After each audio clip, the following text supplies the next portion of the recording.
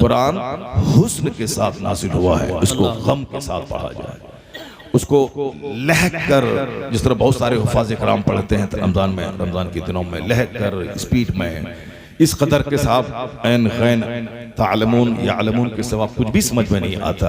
ये मजाक है, न पढ़ने वाले को सवाब मिलेगा न सुनने वाले को सवाब मिलेगा, अलबत्ता गुनाह दोनों को हो जाएगा। क्योंकि गलत कुरान पढ़ना ये हराम है और उसका सुनना भी गुनाह से खाली नहीं है। इसलिए नहीं मिले हाफिज अच्छा सुनाने वाला, हदर के साथ साफ साफ तजवीद की रियायत करते हुए 10 सूरत की सूरत भी पढ़ लें। आप खत्म कुरान न करें, अगर अच्छा सुनाने वाला हो तो रोजाना एक पारा सुने ताकि 30 दिन में 30 पारी खत्म हो जाए। ऐसा नहीं कि 5 दिन सुना और अपने कारोबार में लग गए, कोई जैसे कोई एक ड्यूटी थी उसको निभा दिया। कुरान हुस्न के साथ नाजिल हुआ है। मैं सिर्फ कुरान करीम की एक आयत पढ़ता हूं, उस आयत करीमा में क्या कुछ कहा गया है, आपके 5000 सवाल का जवाब इस आयत करीमा में मिल जाएगा। हजारों बातें उसमें पीना, जो भी एक राइजिंग क्वेश्चन है, जो उठता हुआ सवाल है इस दौर में, अल्लाह की रहमत कहां है। हम लोग पिसे जा रहे हैं पूरी दुनिया में। हिंदुस्तान के तो जर्रे जर्रे से हमको प्यार है, चूंकि हमारा मुल्क है, यहाँ हम पैदा हुए हैं, यहाँ की मिट्टी से हमारा खमीर बना है। कोई बोले कि साहब तुम्हारा नहीं है, तो ये वो बोले, हमको उससे बहस नहीं है। जो झूठ गलत बात है हम वो सब बात में नहीं पढ़ना चाहते हैं। आदमी को झूठ बात में नहीं पढ़ना चाहिए। अब हमारी जमीन है, कोई आके बोलेगा कि भागो यहाँ से, मेरा घर है। अब हाँ, अगर वो 50 आदमी मिलकर के आ गया, मुझको घर से निकाल दिया, तो हम तो क्या कर सकते हैं? तो जुल्म है। तो जुल्म अत्याचार जुल्म है, और जुल्म की खेती कभी पनपती नहीं है। जब गीदड़ को मौत आती है तो वो शहर की तरफ भागता है। ऐसा नहीं होता है कि हम एक आदमी को 10 आदमी मिल करके दबा दें, मार दें और हमारा कुछ ना हो और हम टिस्मारखा बन जाएं। ऐसा नहीं होता है। जिसका जाहिर कोई सहारा ना हो उसका खुदा होता है। और अल्लाह तबारक व तआला की कुदरत को सारे लोग देखते होंगे। मैंने भी अपनी मुख्तसर सी जिंदगी में बेशुमार मुशाहिदा किया है। मेरे जो मुशाहिदात और तजर्बात हैं उसकी एक छोटी सी कहानी मैं सुनाता हूँ, गौर से आप सुनेंगे। फिर कुरान शरीफ की एक आयत और हुजूर की 1-2 हदीस, तकरीर मेरी हो जाएगी 1 से लेकर 1.5 घंटे के अंदर में खत्म। फिर फैजी भाई की नात होगी, उसके बाद सलात व सलाम दुआ, अपने घर जाएंगे। आज आप ये मत समझ रहे कि 3 घंटे मौलाना साहब हमको फंसा देगा, नहीं। अब मैंने नहीं किया है। अब मुझको सिर्फ 1 घंटा बोलना है या 1.5 घंटा बोलना है, बस हम मोहम्मद अली फैजी भाई की नसीहत पर अमल करना है। ये हमारा छोटा भाई है, अजीज है, और ये हमको बारहा कहता है कि आप क्यों 3 घंटा बोलते हैं, क्या होने वाला है, अमल लोग करते ही नहीं हैं तो क्या फायदा है। तो मैं तो कहता हूं कि भाई 3 घंटा इसीलिए मैं बोलता हूं, अगर 3 आदमी भी अगर नमाजी नेक बन गया तो समझ लूंगा मेरी मेहनत वसूल हो गई। माशाअल्लाह माशाअल्लाह। हो सकता है कि 1 घंटे की गुफ्तगू में किसी के लिए वो बात ना हो, 2 घंटे में बोलूं, उसमें मुमकिन है कि किसी का दिल ना हिले। अब मुमकिन 3 घंटे की तकरीर करो, मुमकिन है कि कोई एक बंदा नसीहत हासिल कर ले। तो समझ लें कि 1 लाख रुपए खर्च करके जो महफिल होती है, एक बंदा अगर नेक हो गया तो समझ लें कि सारी मेहनत जैसा कराने। यही एक मकसद होता है। अल्लाह तबारक व तआला आपको हमको सबों को इस जन्नती महफिल की कद्र की तौफीक अता फरमाए। आप यहाँ रात का थोड़ा सा हिस्सा गुजार रहे हैं। आपके गौसे आजम 40 साल तक इशा की वजू से फजर पढ़ते रहे। अल्लाह 40 ईयर्स जिस गौसे पाक का नजर हम खाते हैं, जिसका लंगर हम खाते हैं, जिसका तोशा हम खाते हैं, जिसके नाम पे अपने घरों में फातिहा दिलाते हैं, वो गौसे आजम 40 बरस तक इशा के वजू से फजर पढ़ते रहे। रात में पीठ को जमीन से नहीं लगाया, पीठ को जमीन से नहीं लगाया। ये उनके गुलाम जो उनकी खिदमत में रहते थे उनका स्टेटमेंट है। मैं अपने शेख को 40 साल से इसी मामूल पे देख रहा हूँ। वो इशा पढ़ने के बाद नफल के लिए खड़े हो जाते, सुबह होती उसी वजू से फजर की नमाज अता फरमाते। अल्लाह। तो कम से कम कभी 4 रात साल में आप भी चुन लीजिए, 4 रात जाके उस 4 रात में कम से कम ईशा पढ़, ईशा के वजू से हम फजर पढ़ लें। एक शब मेराज में चुन ली जो रात के चली गई, करोड़ों में कोई एक आदमी जगह होगा। शब आशूरा आ रही है 15वीं शाबान की रात, उसमें दिन भर रोजा रखिए, कम खाइए। ए बाबा, ए बाबा, ए बाबा, कहाँ जा रहे हैं? एक नंबर जाओ, उठो मत अभी, हाँ वापस आ जाएंगे। इसलिए कि जन्नती महफिल से जल्दी उठना नहीं चाहिए आदमी को। यहाँ तो सीधा कनेक्शन आसमान से जुड़ गया, रहमतों की बारिश हो रही है। आपने सुनी होगी वो हदीस, सूरह कहफ पढ़ रहे थे, एक साहबी सामने बंधा हुआ घोड़ा उछल रहा था। वो बोला ये घोड़ा उछल क्यों रहा है? कोई सांप काटा, बिच्छू काटा, क्या डंक मारा उसको? जब वहां गया देखा कुछ नहीं, नजर उठा के देखा, ऊपर देखा, जमीन से लेके आसमान तक एक नूर की पिंदील लटक रही। सुभान अल्लाह समद। सुबह हुई, हुजूर के पास गए, कहा सरकार, आका अलैहिस्सलाम से कहा कि हुजूर रात में मैंने ऐसा ऐसा देखा। कहा तुम क्या कर रहे थे? कहा हुजूर मैं कुरान पढ़ रहा था। सुभान अल्लाह। कहा कुरान पढ़ते वक्त जो फरिश्ते आते हैं आसमान से सुनने के लिए, ये वही फरिश्तों का हुजूम था जो नूर के हाले की शक्ल में नजर आ रहा। सुभान अल्लाह। और फिर इंसान नहीं, घोड़ा उछल रहा था। इसका मतलब है कि कुरान पाक सुनकर घोड़ा भी उस तिलावत से महसूस होता है। फरिश्तों के नूर को देख के उछल रहा था। तो जिस घर में कुरान पढ़ा जाता है उस घर से बेबरकती खत्म हो जाती है, वहां से शैतान भागता है, फरिश्ते आते हैं, और फरिश्ते जहां कदम रखते हैं मरी हुई जमीन जिंदा हो जाती है। इसलिए फरिश्तों को अगर घर में बुलाना तो कुरान पाक की तिलावत का एहतमाम करें। फरिश्तों को घर में बुलाना है तो टेलीविजन को तोड़ के फेंक दें, क्योंकि जहां तस्वीर होती है वहां फरिश्ता नहीं आता। ये बात बिल्कुल परफेक्ट है। आका अलैहिस्सलाम के घर में सैयदा आयशा ने एक पर्दा लगाया, उसमें तस्वीर थी, तो सरकार घर से बाहर ही थे, अंदर जा ही नहीं रहे थे। सैयदा पूछती हुजूर अंदर क्यों नहीं आ रहे हैं? कहा कि इसलिए कि जो पर्दा तुम लगाई हो उसमें तस्वीर है, और जहां तस्वीर हो वहां फरिश्ते नहीं जाते, जहां तस्वीर हो वहां रहमत के फरिश्ते नहीं आते हैं। इसलिए घरों में तस्वीर खत्म कर दे, टेलीविजन को तोड़ के फेंक दे, वरना नहीं तो 1 करोड़ डेली कमा लेंगे।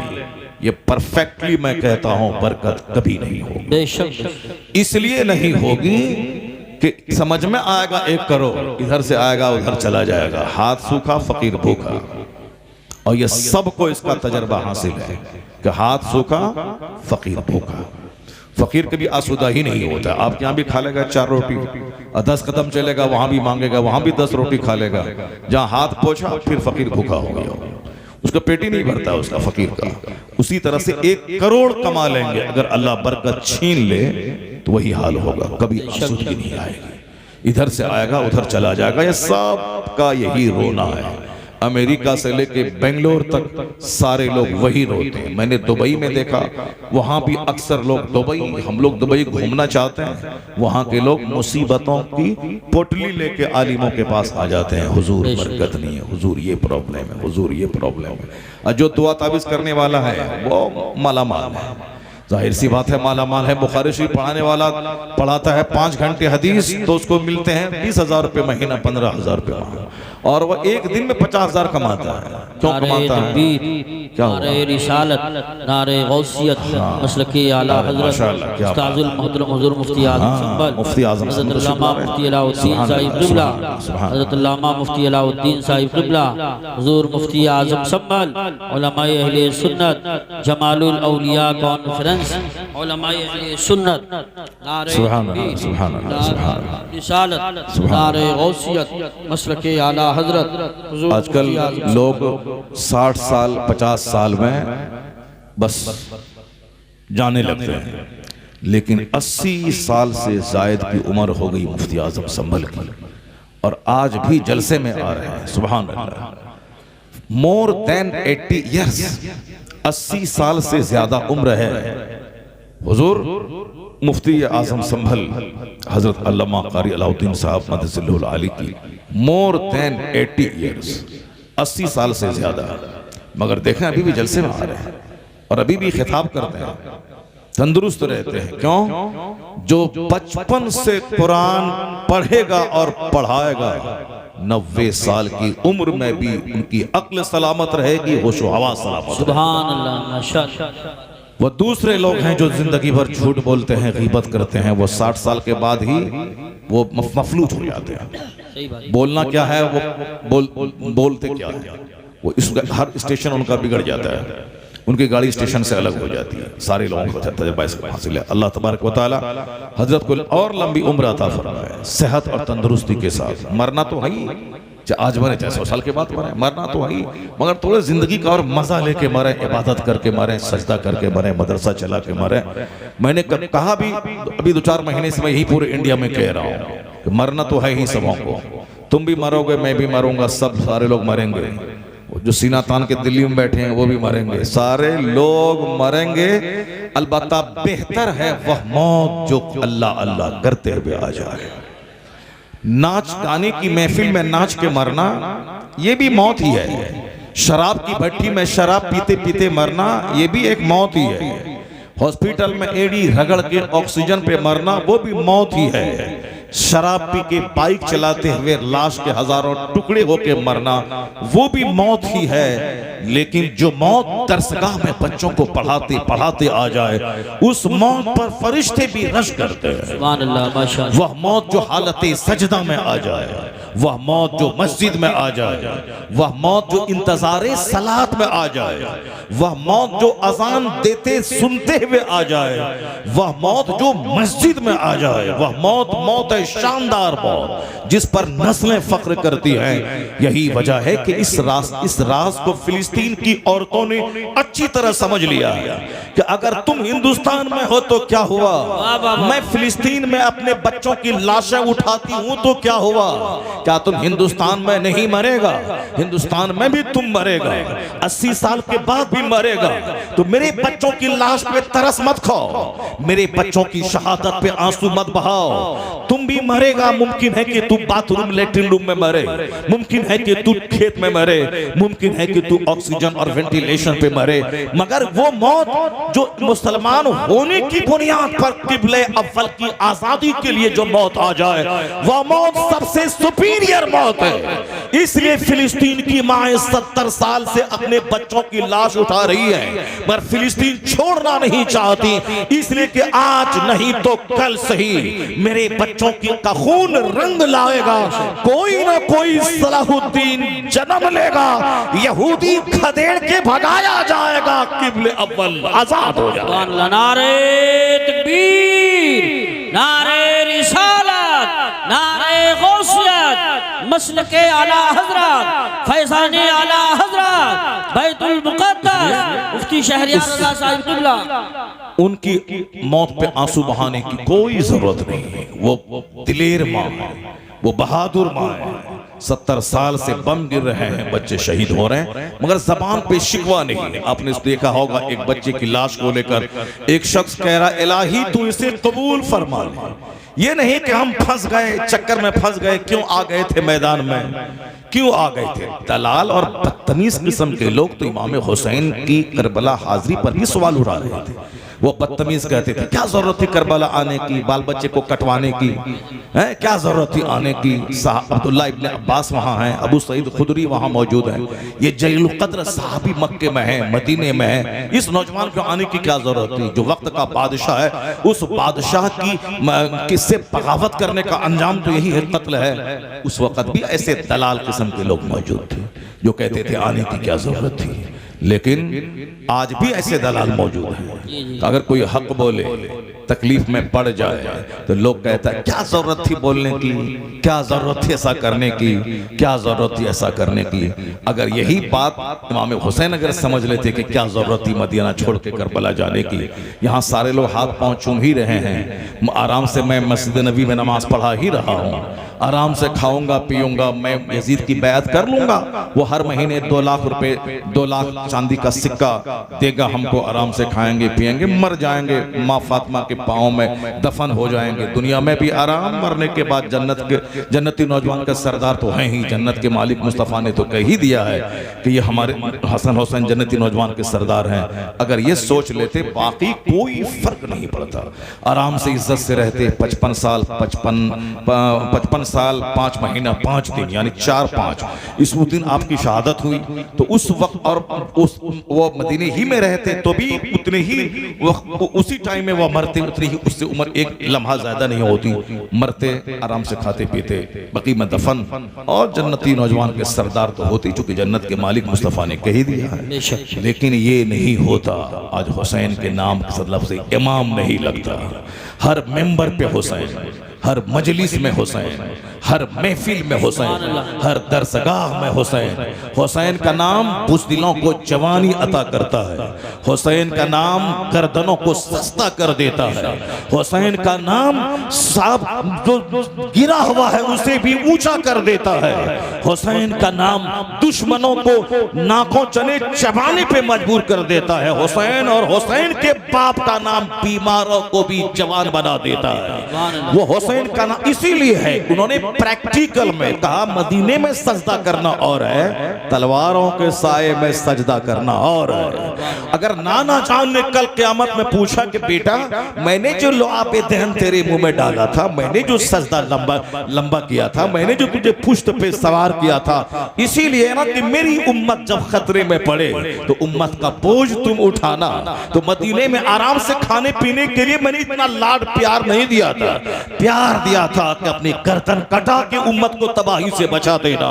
तो हुसैन करबला गए, दुनिया वालों को बता दिया कि हंसते मुस्कुराते हुए हमेशा सारा काम नहीं होता है, बल्कि कभी कभी गर्दने कटा के इस्लाम का काम होता है। तो नाना ने जो चमन लगाया था उस चमन को अब उनके नवासे की खून की जरूरत थी, इसलिए हुसैन तन्हा नहीं अपने बच्चों के साथ करबला गए, बच्चों को भी कटवाया और खुद कट गए। तो कट तो गए, अल्लाह ने कहा हुसैन मदीना छोड़ा तुमने मेरे लिए, अली असगर को कटाया मेरे लिए, अली अकबर की जवानी लुटाई मेरे लिए, तुमने अपनी लाश पे घोड़े की टापों को रंगवाया मेरे लिए, तुमने तलवारों के साए में 72 जख्म नेज़ों के खाके सजदा किया मेरे लिए, तुमने सब कुछ लुटा दिया, कुंबा लुटाया, गर्दन लुटाई, अपनी खेमों को जलवाया, सब कुछ किया।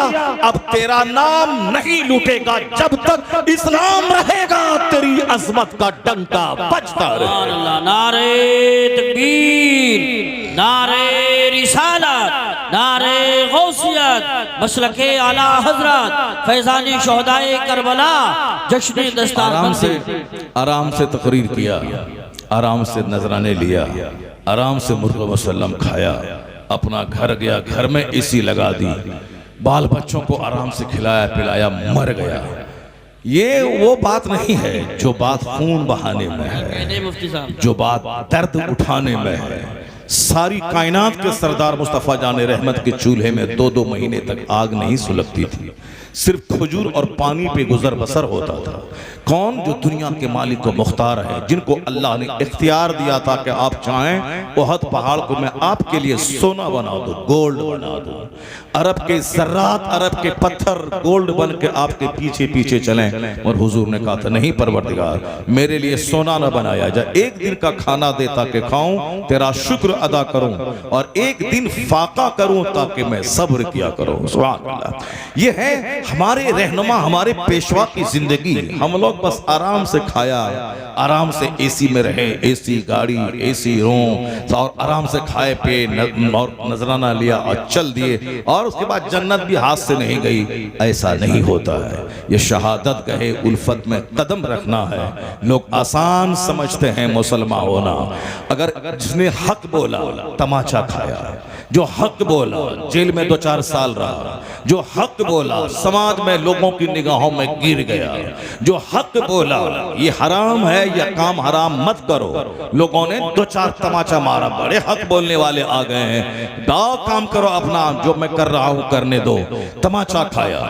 1 करोड़ रुपए का लिफाफ का हिसाब देना होगा क़यामत में। लेकिन अगर हक बोलने के बदले में तमाचा खाया या 4 दिन जेल में रहा, मालूम है क़यामत के दिन जब हुसैन खून में लथपथ अपने बच्चे असगर अकबर के साथ जब जन्नत जाएंगे, और ये जेल में रहने वाला, गर्दन कटाने वाला, पत्थर खाने वाला, तमाचा खाने वाला, अगर ये कहा हुसैन आप हक बोले तो गर्दन कटी, मैं भी हक बोला था तमाचा खाया हूं, मैं भी हक बोला था जेल में 4 दिन रहा हूं, मैं भी हक बोला था और हमारी जगह छूट गई थी, मेरे बच्चे भूख से तड़प रहे थे। अगर हुसैन ने मुस्कुरा के देख लिया कि तू भी जख्म खुरदा है, हक बो की राह में तू भी सताया गया है, आ जाओ मेरे पीछे, 80 बरस का नफल सजदा वहां नहीं ले जाएगा जहां हुसैन की मुस्कुराहट लेके चली जाएगी। सुभान अल्लाह, माशाअल्लाह माशाअल्लाह। शहादत कहे उल्फत में कदम रखना है।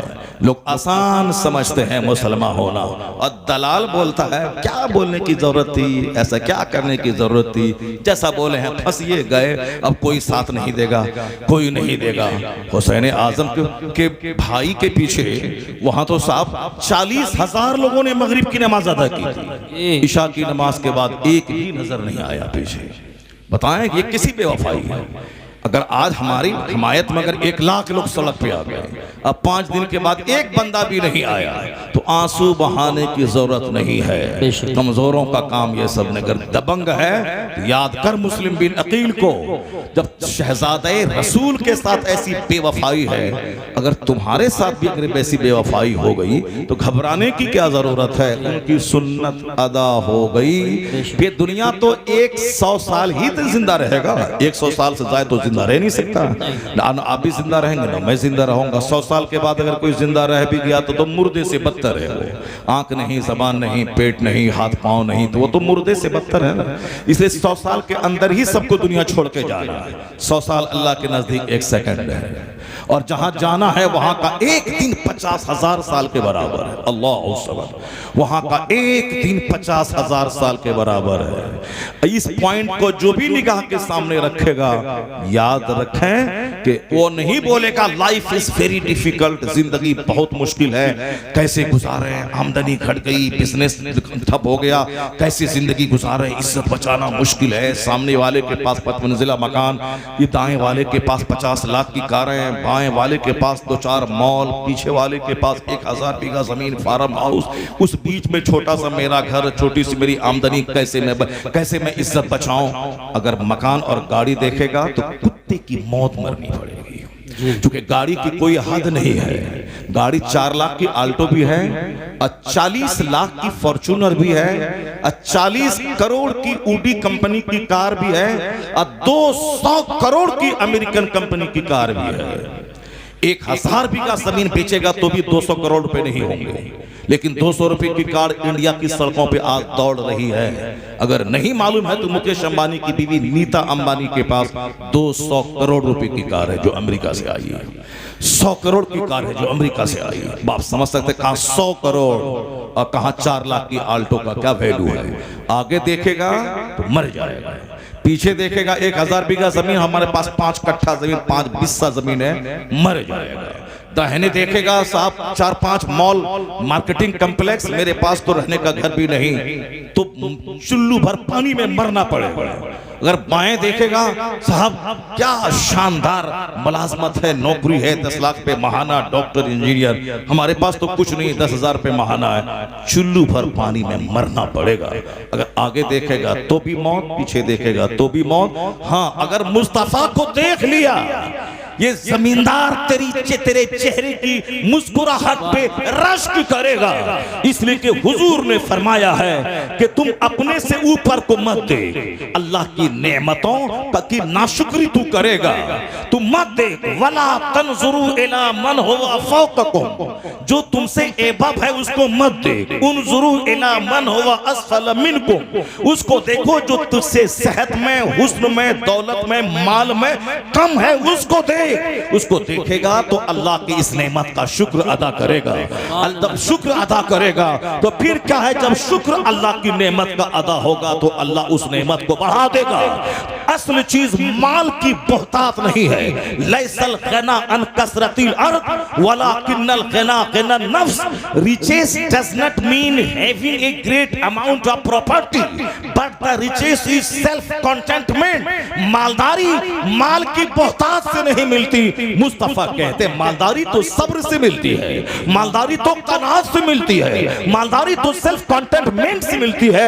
दुनिया को देखेगा चुल्लू भर पानी में मर जाएगा, मुस्तफा पे नजर रहेगी यहाँ भी मुस्कुराएगा, जन्नत में सोने के महल में मुस्कुराता रहे। सुभान अल्लाह। नारे तकबीर, नारे रिसालत, नारे गौसियत, मसलके आला हजरत, उलमाए अहले सुन्नत। इसलिए इस्लाम हमेशा हर मोड़ पर हमारी रहनुमाई करता है। खबरदार कभी किसी दुनियादार को नहीं देखना है, कभी दुनिया की चहल पहल को नहीं देखना। अगर चहल पहल को देखेगा नमाज पढ़ना मुश्किल हो जाएगा। नमाज में सजदे में तुम्हारा ख्याल, इंतशार ख्याली का शिकार तुम्हारा दिमाग हो जाएगा, बुरे बुरे वसवसात आएंगे। कभी बोलेगा पता नहीं अल्लाह है कि नहीं, माज़अल्लाह, हजार बार माज़अल्लाह। कभी बोलेगा जन्नत दोज़ख है कि नहीं, इसी दुनिया ही में जन्नत दोज़ख है। ये सारी बातें दिमाग में आएंगी। इसलिए तकरीर सुनना उतना ही जरूरी है दिल को जिंदा रखने के लिए जितना कि मरी हुई जमीन को जिंदा करने के लिए पानी जरूरी है।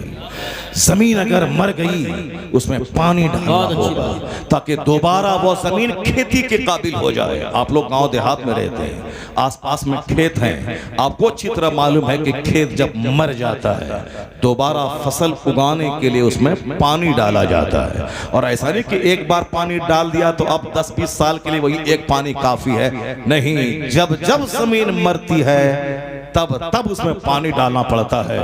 उसी तरह यह दिल है, यह दिल खेत की मानंद है। जब आदमी काफिरों का चेहरा देखता है तो दिल मर जाता है, बेनमाजी का चेहरा देखता है तो दिल सख्त हो जाता है। जब शराबी, पापी, जानी, बदकार, दुनियादार, सूदखोर का चेहरा देखता है तो यह दिल भी आदमी का सख्त हो जाता है। इसलिए हुजूर ने फरमाया है कि अर्रजुलु अला दीन खलीली, a man is likely on the way of life of his friend. एक आदमी अपने दोस्त के दीन पर होता है। दोस्त का जैसा दीन उस दूसरे दोस्त का वैसा दीन होता है, चूंकि दिल से रिश्ता होता है दोस्त का। तो दोस्त अगर गलत भी करता है तो भी बंदा सोचता है चलो दोस्त है कर लिया। तो आदमी दोस्त के मजहब पर होता है। हुजूर फरमाते फल यंजुर अहदुकुम मैं युखालिल। ए बाबा एक नंबर, ठीक है जाइए जल्दी से आ जाइए, एक नंबर आ जाइए, क्योंकि बहुत देर से आप लोग बैठे हुए हैं। इसीलिए अगर आपको हाजत हो ऐसी तो शदीद हाजत हो तो जाइएगा, कम हाजत में मत जाइए। प्रैक्टिस कीजिए कि बगैर पेशाब के बैठे रहे। कम हाजत, शदीद हाजत हो तो मेरे रोकने से भी नहीं रुकना है, वहां चले जाना।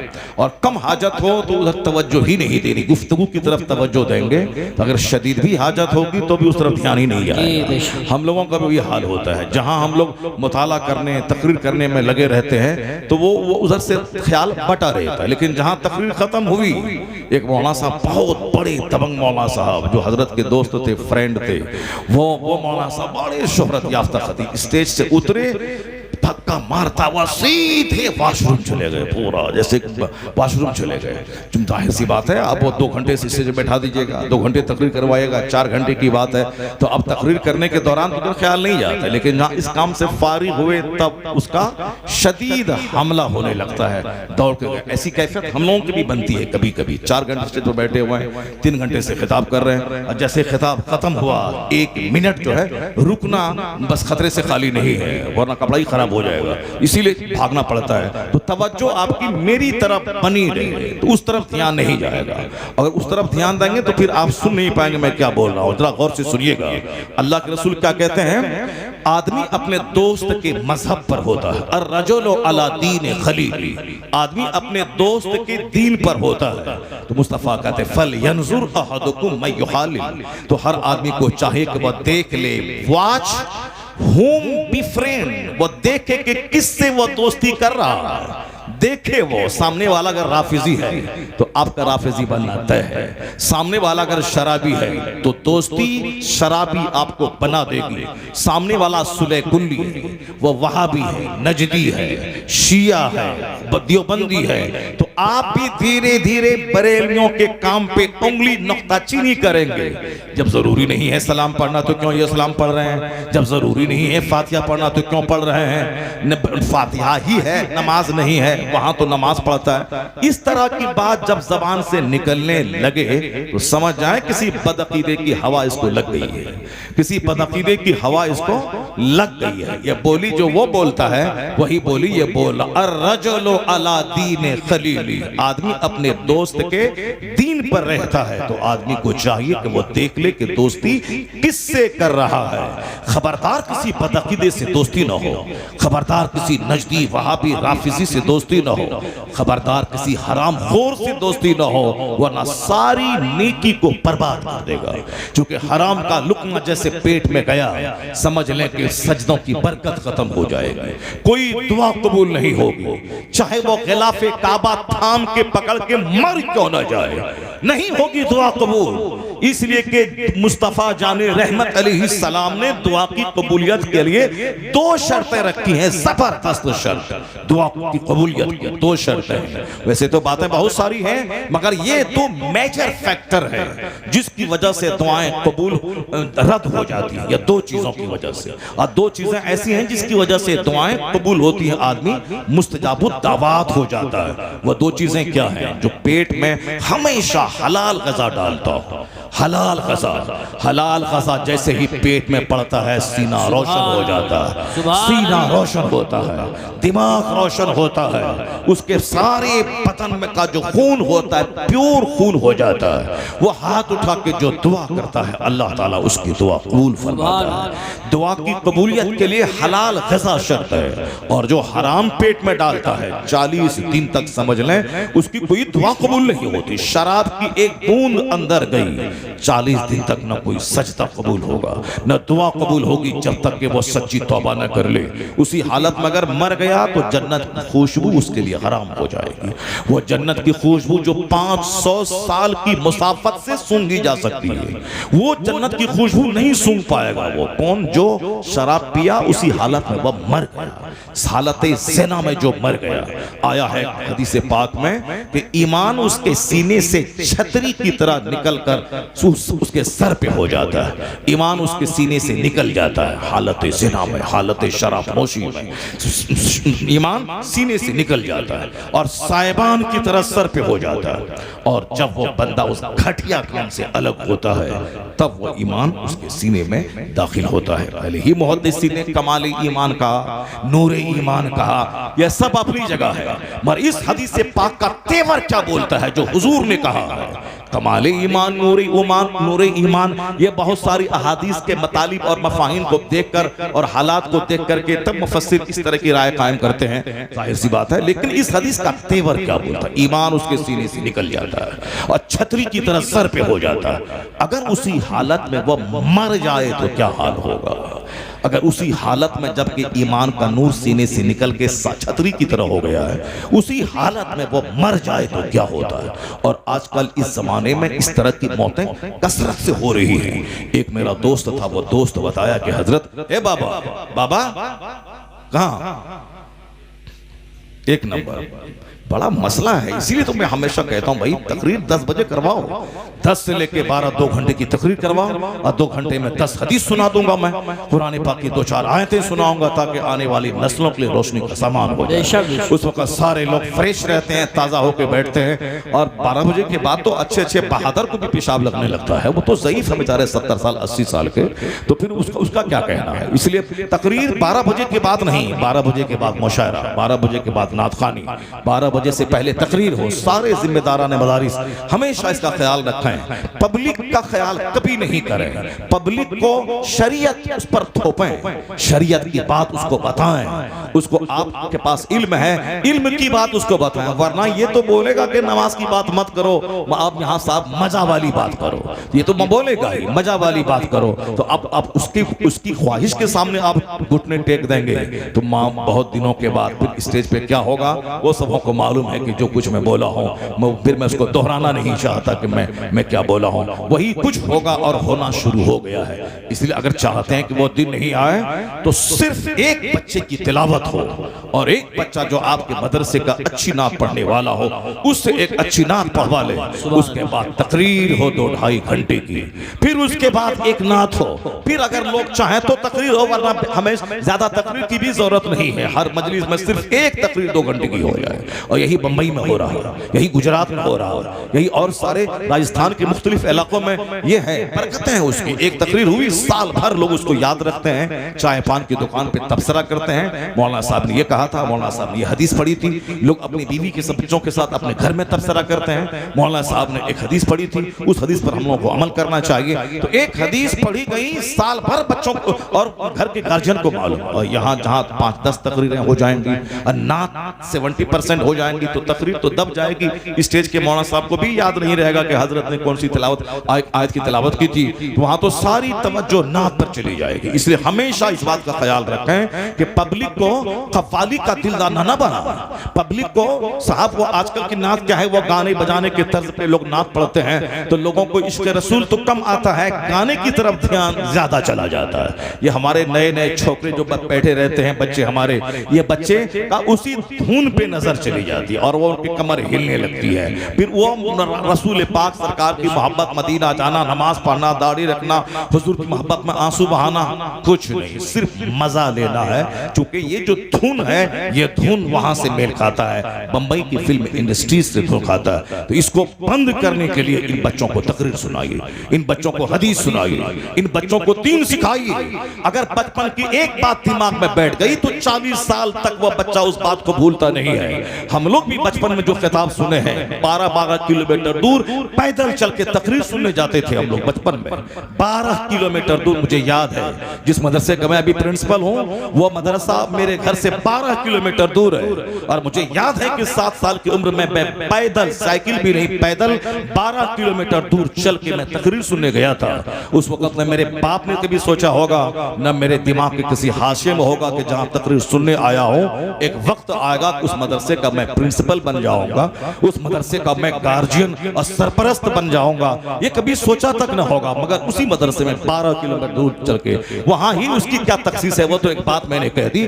बेशुमार जलसे, 10 किलोमीटर, 8 किलोमीटर, 5 किलोमीटर, 6 साल की उम्र में, 7 साल की उम्र में, 8 साल की उम्र में हम लोगों ने जलसे सुने हैं, बहुत जलसे गए। अभी भी दिमाग में वो बात, वो मंजर याद है कि कैसे मैं खेत से गया हूँ, कैसे नहर से गुजार के गया हूँ, कैसे नदी में पानी से गुजर के मैं गया हूँ, वो सारी बातें दिमाग में हैं। तब आज वो सारी बातें आज दिमाग में रहती हैं, उन बातों को बोला जाता है। ये छोटे छोटे बच्चे जो बैठे हैं ये नात पढ़ के अगर भाग गए तो फिर ये इनके नजदीक किनका नाम रहेगा? उन्हीं 4-5 का नाम रहेगा, उन्हीं का नाम रहेगा। ये साहब फला उत्तराखंडी हैं, ये फला बिहारी थे, ये फला कलकत्तवी थे, ये फला साहब फला जगह के थे, यही लेगा। इसको मालूम नहीं होगा मुफ्ती आजम हिंद कौन थे, ताजुल शरिया कौन थे, आला हजरत कौन थे, कारी अलाउद्दीन संभली कौन थे, उसको मालूम नहीं होगा। इसलिए अपने बच्चों को बता दे कि तुम्हारा रहबर और रहनुमा ये उलमा है और इनकी इज्जत करो, इनकी बात सुनो, ताकि जब कदम डगमगाने लगे इनकी हिदायत तुम्हें राह दिखाए। नारे तकबीर, नारे रिसालत। अब सुने बाबा जो मैं कह रहा हूँ, हुजूर ने क्या कहा? अर्रजुलु अला दीन खलीली, a man is on the religion of his friend. आदमी अपने दोस्त के मजहब पर होता है। So watch, see, look at, देख लो कि तू दोस्ती किससे कर रहा है। ऐसा नहीं कि मफाद है जमीन जगह का, बिजनेस का, कारोबार का तो दोस्ती कर रहे हैं, दीन ईमान सब लूट जाएगा। ऐसे बेशुमार लोगों को देखा उसका ईमान लूट गया, जो नजदियों से, वहाबियों से, दियोबंदियों से जिन्होंने दोस्ती की। नहीं नहीं, हम बेटी ला रहे हैं, बेटा नहीं दे रहे हैं, बेटी ला रहे हैं, हम उसको सुन्नी बना देंगे। तुम तो सुन्नी बना ना सका बदतमीज, तुम्हारे सारे खानदान को वो नजदी बना दिया, सबको वहाबी बना दिया। इस तरह बेशुमार लोग हैं। मैंने बंबई में 12 साल तक एक मोहल्ले में तकरीर की है मैंने, 10-10 रोजा, 12 रोजा मुहर्रम में। एक आदमी एक गैर मुक़ल्लिद से अपनी बेटी का रिश्ता कर चुका था। इत्तेफाक से उस तकरीर की टॉपिक, क्योंकि एक ही स्टेज है, 12 दिन बोलना है, वही एक सामहीन है, मगर दिमाग में बात आई, अकीदे पे मैंने खिताब किया। मैंने कहा हमारे बुजुर्गों ने इनकी गुस्ताखी की वजह से इन पर फतवा कुफ्र दिया है और ये इस्लाम का से का रिश्ता निकल गया। अगर तुमने उनके घर में शादी ब्याह किया समझ लो कि शादी ही नहीं होगी, क्योंकि जो मुस्तफा की तौहीन करके मुर्तद हो गया उसका रिश्ता किसी से नहीं होगा। जब शादी ही नहीं होगी तो ज़िना खालिस के बाद जो बच्चे पैदा होंगे वलदुल हराम वलदुल ज़िना, ये जुमला इस कदर तीर की तरह उसके सीने पे लग गया। लड़की के बाप के मंगनी होने के बावजूद उसने रिश्ता को तोड़ दिया। नहीं होगा रिश्ता। अपनी बेटी को मैं ज़िना करने के लिए किसी गुस्ताखे रसूल के घर में नहीं भेजूंगा। अगर वो तकरीर मेरी नहीं होती, उसके सीने पे जुमला नहीं उतरता, तो उसकी बीवी तो सारी जिंदगी उसी के साथ रहती। कानून अपनी जगह, बेशुमार लोग हैं जो तलाक देने के बाद भी अपनी बीवी को रखे हुए हैं सिर्फ बेइज्जती के डर से।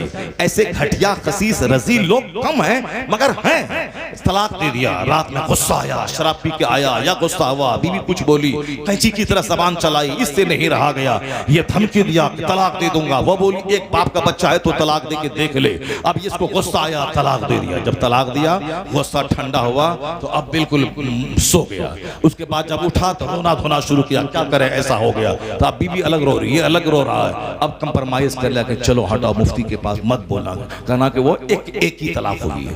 तलाक दिया 3 4 5, बोला कि एक दिया। हजरत एक दिया है, क्या हुआ? मुफ्ती साहब ने फतवा दी, ठीक है एक तलाक हुई है, दोनों आपस में मिल लो, कोई खास बात नहीं है। अब अलबत्ता अगर जब भी 2 तलाक देगा ये भी उसमें ऐड होकर के 3 तलाक हो जाएगी। अब कभी इस तरह की जुमले मत बोलना। दिया था 3, यहाँ आके झूठ बोला 1। अब वो दिया था होशो हवास में आके बोला कि बिल्कुल वो पागल हो गया था शराब के नशे में। शराब के नशे में माँ को क्यों नहीं तलाक दिया? शराब के नशे में चची को क्यों नहीं तलाक दिया? शराब के नशे में अपने पड़ोस की भाभी को क्यों नहीं तलाक दिया? अपनी बीवी को पहचानता था कि मेरी बीवी है, और तलाक भी कोई चीज है, तलाक दिया जाता है जब तुमको ये होश हवास है कि ये मेरी बीवी है और बीवी को तलाक दी जाती है। जब इतना होश है तो फिर तलाक तो हो ही जाएगी।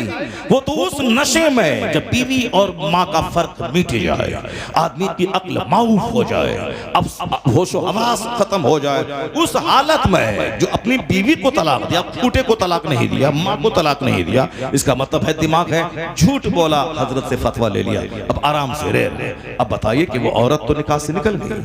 अब तो उसके बाद जो 4 5 बच्चे, वो क्या होगा उसका? सब वलदुल ज़िना वलदुल हराम। और वलदुल ज़िना बच्चों की पहचान क्या है मालूम है? उसकी पहचान है कि अब उनके पास डिसिप्लिन नहीं रहेगा, अदब नहीं रहेगा, न जलसे का अदब, न मस्जिद का अदब, न मौलाना का अदब, न पीर का अदब, न माँ बाप का अदब, न दीनी दरसगाहों का अदब। बेअदब कोई नजर आ जाए समझ लें कि जरूर बुनियाद में खता है। चूंकि डिसिप्लिन का ना होना, और आजकल देख सकते हैं माँ बाप को आंख दिखलाना, माँ को मारना, सास और ससुर की गुलामी करना, साली को अपी और बाजी कहना, अपनी बहन को फूले से फोन तक नहीं करना, अपने भाई से दुश्मनी है, एक पालिश जमीन के लिए मार धाड़ काट तलवार निकालना है। और साहब वो भाई जो साला है, भाईजान भाईजान भाईजान, अपने भाई को बुढ़ा कहना, उसको साहब उसका नाम बिगाड़ के बोलना, और वहां भाईजान भाईजान, जिस जमीन से पैदा हुआ, जिस पेट से पैदा हुआ, जो 9 महीना पेट में रखी, 2 साल खूने जिगर पिलाई, 12 साल नर्स की तरह कपड़े धो के तेरे पाखाने पेशाब वाले कपड़े को धोई, ये सारे एहसानात हो गए खत्म। सिर्फ एक लड़की का मुंह देखा, अब मुंह थोड़ा अच्छा था तो उसके मुंह की वजह से उसके माँ से भी प्यार हो गया, उसकी बहन से प्यार हो गया, अब वो अम्मी जान हो गई और अब्बा जान हो गए, अब साला भाई जान हो गए। और अपना जो भाई गोद में खिलाया था उसका क्या हो गया? अपनी जो बड़ी बहन जो गोद में लेके घंटों तुझको प्यार दिया था उसका क्या हो गया? जो अपना चाचा उसका क्या हो गया? अपनी पुपी का क्या हो गया? अपने भाई का क्या हो गया? बदतमीज अगर डिसिप्लिन नहीं है तो समझ लें कहीं न कहीं जरूर गड़बड़ का माहौल पैदा है। नहीं सुना आपने हमारे बुजुर्ग बोलते, इमाम आज़म अबू हनीफा रज़ियल्लाहु ताला अन्हु के सामने चंद बच्चे गेंद खेल रहे थे, गेंद गलती से, उन बच्चों की गलती से इमाम के सामने आया, इमाम के सामने, इमाम को देखकर सारे बच्चे सहम गए। वो बच्चे इमाम आज़म करोड़ों मुसलमानों के इमाम कैसे आगे जाएं? कोई बच्चा इस घर में घुस रहा है, कोई उधर भाग रहा है, कैसे वहां जाए? एक बच्चा ढठाई के साथ गया सामने, मौलवी साहब है तो क्या हो गया? ढठाई के साथ गया, गेंद लिया और अपना खेलने लगा। इमाम ने क्या कहा? लगता है कि बुनियाद में खता है, लगता है कि बुनियाद में खता है। लेकिन मेरे जैसे मौलवी की जबान से बात नहीं निकली थी। हम जैसे करोड़ों हनफियों के सरदार वली कामिल की जबान से जुमला निकला था। लोगों ने खामोशी से जब तहकीक की, पता चला वाकई बुनियाद में खता है, क्योंकि इमाम का जुमला था। इमाम का जुमला वो हकीकत पर मबनी हुआ करता है। इसलिए अपने घर में रिश्तों का ख्याल रखें, गुस्से पे कंट्रोल रखें, गुस्से पे कंट्रोल। अक्लमंद वो नहीं है जो सामने वाले को पछाड़ दे, अक्लमंद वो नहीं है। लैसा शदीदु बिस्सुरा इन्नमा शदीदुल लज़ी यमलिकु नफ्सहु इंदल ग़ज़ब। बुखारी शरीफ की हदीस में आया है कि वो शख्स पहलवान नहीं है जो सामने वाले को पछाड़ दे। The strong man is not the one who overcomes other. जो दूसरों पे कब्जा जमा ले, पछाड़ दे, वो स्ट्रॉन्ग नहीं है। The true strong, the true wrestler, सच्चा पहलवान, सच्चा मजबूत वो है जो who controls himself in the state of anger, जो गुस्से की हालत में अपने आप पर काबू कर ले, वही सबसे बड़ा पहलवान है। वही है सबसे बड़ा पहलवान जो गुस्से के वक्त में अपने आप पर काबू कर ले। वही असल में पहलवान, वही रेस्लर है, वही बहादुर है, वही ब्रेव है, वही स्ट्रॉन्ग है। और आजकल जो कि हर आदमी कमजोर है, कमजोर ग़िज़ा, कमजोर माहौल, कमजोर सराउंडिंग्स, कमजोर इन्वायरमेंट, कमजोर दोस्त, इसीलिए सबके पास गुस्सा ज्यादा है और वह गंभीरता कम है। सबको गुस्सा आता है। जब आप सामने वाले के पास जाएं, उससे कोई मतलब आपका नहीं है तो गुस्से से बात करेगा। अगर वो 10 टका आपसे कमाएगा तो वो नॉर्मल हो जाएगा। ये सब दुनियादार किस्म के लोग, वो अखलाक कुछ नहीं है, सिर्फ पैसे को महत्व देता है। आप किसी से फोन करें, कौन बोल रहा है? अगर मतलब नहीं है तो गुस्से से बात करेगा। और अगर पता चला ये मतलब है इससे, तो हाँ नहीं पहचाना आपको, नहीं पहचाना आपको, अस्सलाम वालेकुम, वालेकुम अस्सलाम। ये कमजोरों की कहानी है। वो ऐसा नहीं कि पहचान लिया तब अब नॉर्मल हो गए, वो बाअखलाक नहीं। बाअखलाक वो है जिसका अखलाक सबके साथ हो, जिसका अखलाक हर हाल में अखलाक उसका हो। ये बदअखलाकी, ये बेहयाई, ये बदतमीजी बताती है कि समाज में नाजायज बच्चों की तादाद में इजाफा हो रहा है। लोग कुफ्र बका, ईमान लूटा, हाँ ईमान गया, निकाह टूटा। इसलिए ऐसा नहीं कि बक बक करते रहे चौक चौराहे पान की दुकान पे बैठकर। नहीं नहीं मौलाना सब तो ऐसे ही बोलता रहता है, ये तो झूठ बोलते हैं, झूठ की खेती ये लोग करते हैं, ये लोग करते हैं। इसकी उनके चक्कर में मत पड़ना।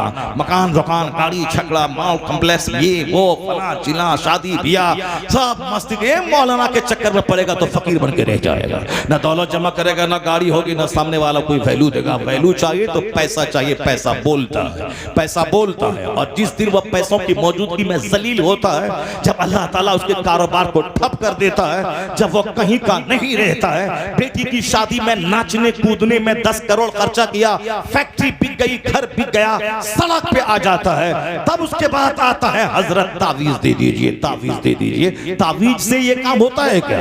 जो अल्लाह की नाराजगी मोल ले, जो मुस्तफा को नाराज करे, जो अल्लाह रसूल को नाराज करे, जो फरिश्तों को नाराज करे, उसके बाद वो सोचता कि मैं आराम से इज्जत के साथ रहूं। ऐसा कभी नहीं होगा। और उसके बाद कहता है कि एक तावीज ले लें, उसके बाद काम बन जाए। ऐसा दुनिया में होता है क्या कि जीने का रास्ता सिस्टम है ये, और उस सिस्टम के खिलाफ काम करेगा और एक तावीज ले लेगा, उस सारा काम खत्म हो जाएगा? ऐसा कहीं होता है? तावीज से आम का पेड़ लगा दे और वहां से सेब निकल जाए, 1 लाख तावीज उसमें डाल दें, नहीं होगा। चाहे बरेली से तावीज ले आए, चाहे बेलग्राम से तावीज ले आए, चाहे मसौली से तावीज ले आए, चाहे मुझ जैसे छोटे से फकीर से तावीज ले लें, 1 करोड़ तावीज आम के पेड़ में लगा दें और सोचें कि यहां से कटहल निकल जाए, यहां से अमरूद निकल जाए, यहां से सेब निकल जाए, नहीं होगा। आप लोग काश्तकार हैं, गेहूं लगाते हैं, गन्ना लगाते हैं, आप लोग साहब धान लगाते हैं, तो धान लगा दीजिए। उसके बाद 1 लाख तावीज बरेली मसौली के छोछा से ले आइए। फिर आप सैयद साहब हैं, आपकी तावीज में असर है, तावीज ले आइए और उस खेत में डाल दीजिए और सोचिए कि तावीज से या धान के खेत से शानदार गेहूं निकल जाएगा। और गेहूं के खेत में 1 लाख तावीज डालिए ताकि यहां से बासमती धान निकल जाएगा। नहीं होगा ऐसा। इट विल नेवर, ऐसा कभी नहीं होगा। ये कुदरत के कानून के खिलाफ है। जब कुदरत के कानून के खिलाफ है कि सेब का पेड़ पेड़ थंबल में नहीं लगेगा। सेब के लिए चाहे शिमला का इलाका, सेब के लिए चाहे कश्मीर का इलाका जहां बर्फ गिरती हो।